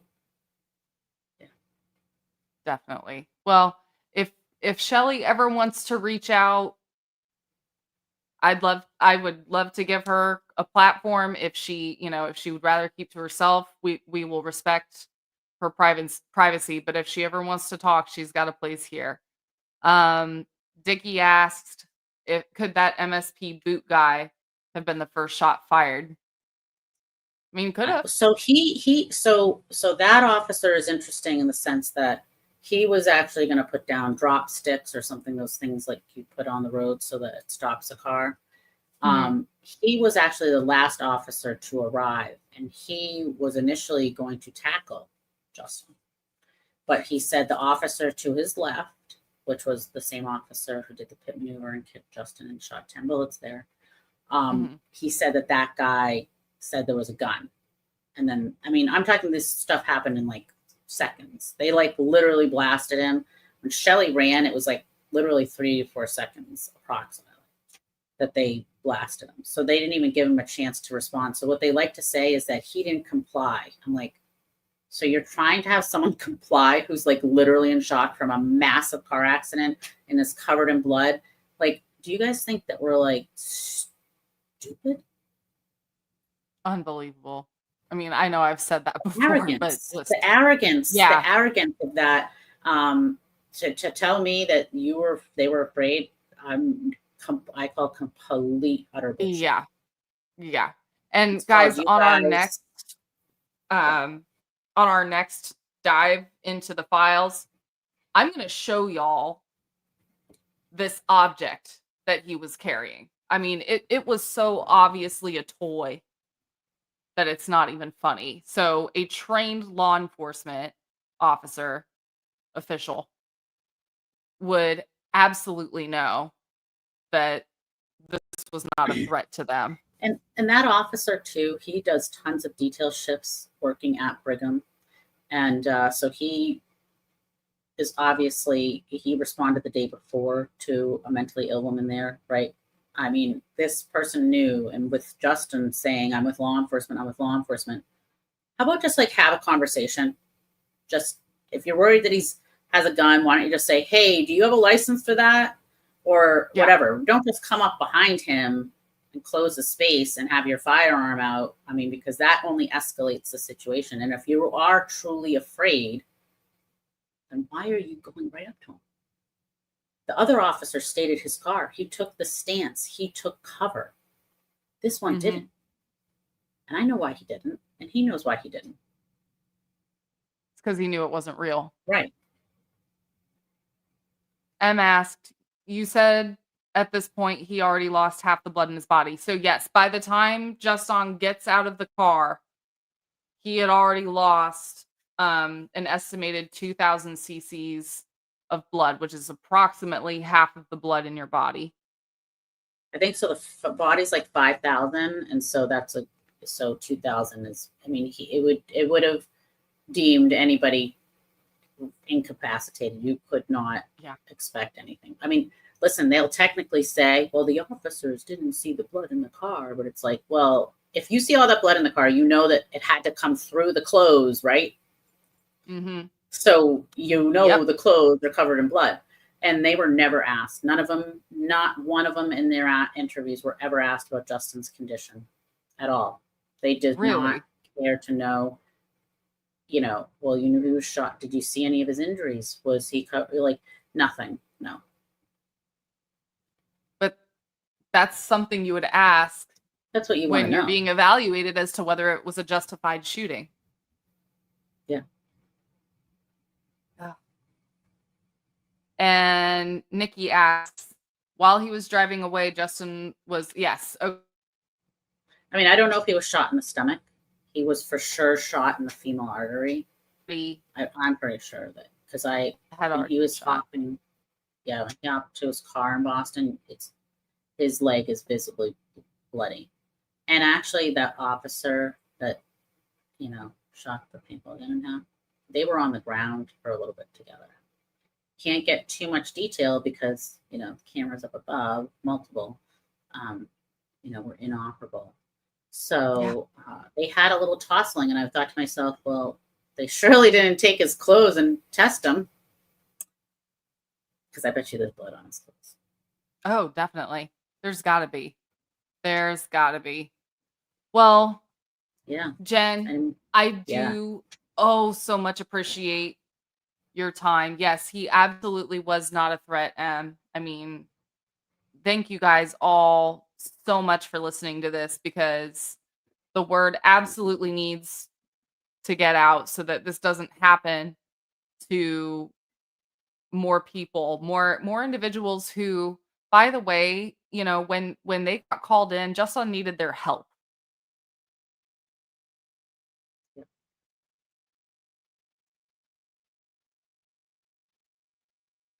Gotten a better understanding of the situation and de-escalated things. But instead, they made things exponential. Breaking up. Oh, I'm getting spotty again. Spottiness is yes. coming. It's that time of night.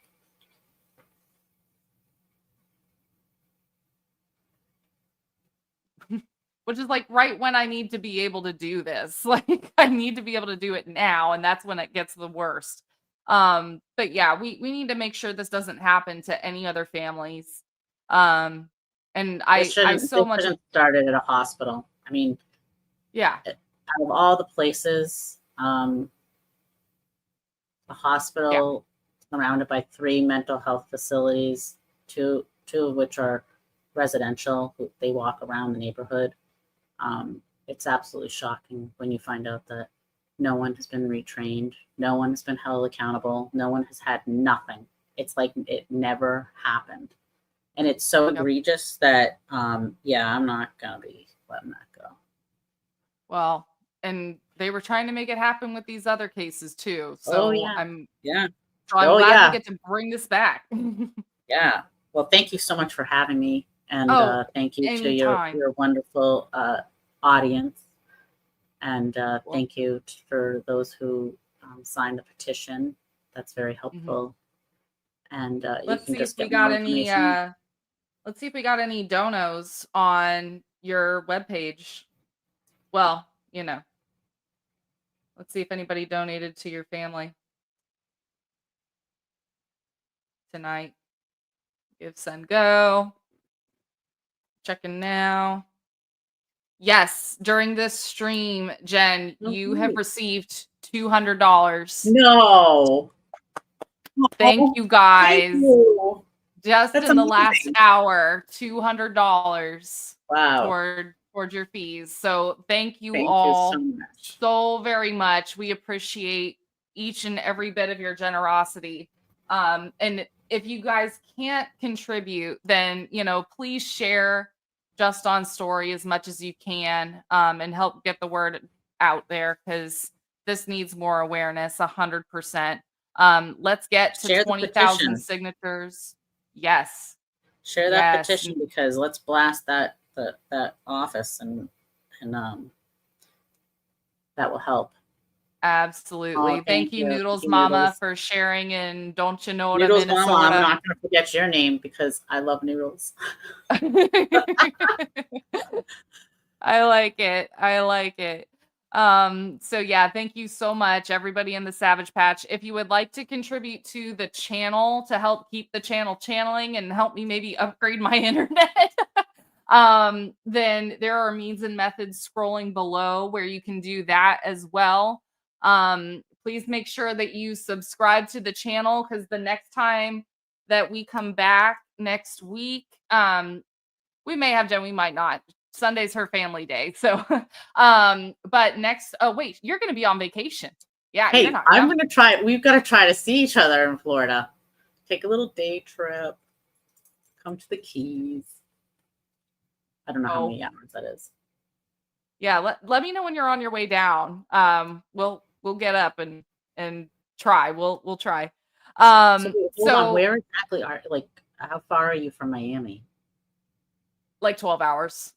Oh. Yeah. Oh. I'm Okay. You're like way up north? I'm clear over here in the northwest side. Oh, okay. Oh, I love that, Noodles Mama. Noodle bomb. I love it. You know what? I loved drunken noodles, and I would always say like not spicy. And so my 3-year-old, like when he was older, when he was younger, he'd be in the car. He goes, "Drunken noodle, not spicy." He would say drunken noodle almost like, "I want drunken noodle." Oh, and that was the other thing too. I brought him to the supermarket, and Pirate's Booty. Yeah. Oh God. He started screaming, "I want booty! I want booty!" I'm like, "Oh my God!" I'm like, "Oh my gosh, I gotta pick up Pirate's Booty." I'm like, he's got to stop saying that. All right. Well, listen, everyone, have a good night. Let's go to bed, but let's stay in touch. And yes, and thank you.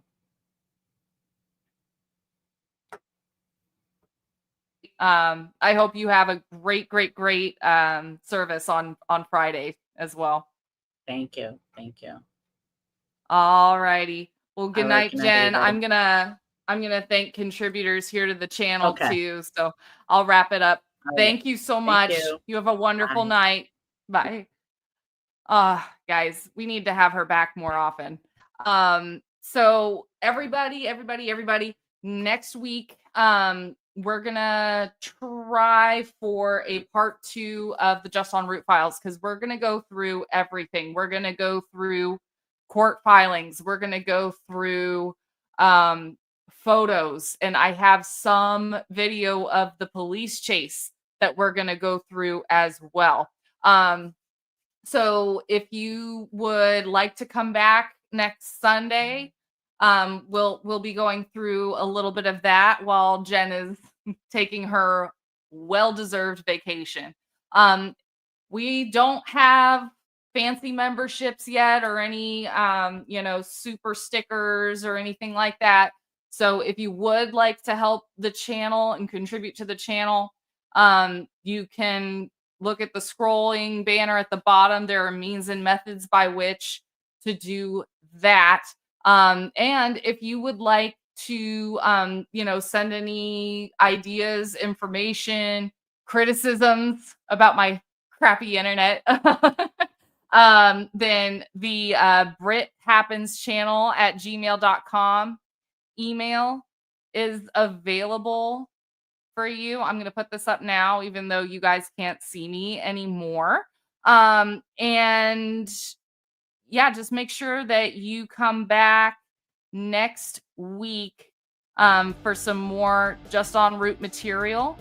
And the week after, we're going to have DJ of Calling All Beings. He's going to join us, and we're going to have some fun time together. Please be sure to like this video on your way out. Please be sure to subscribe, maybe even hit your notification bell. And if you share with a friend, I'll really appreciate it too. This isn't a secret club. So, all right, guys, I'm going to wrap it up. You guys have a great rest of your night. Don't forget to sign that petition, Justice for Just En Route. You can find it at justonroute.com. Thank y'all so much. Peace, love, and butt dials. And stream.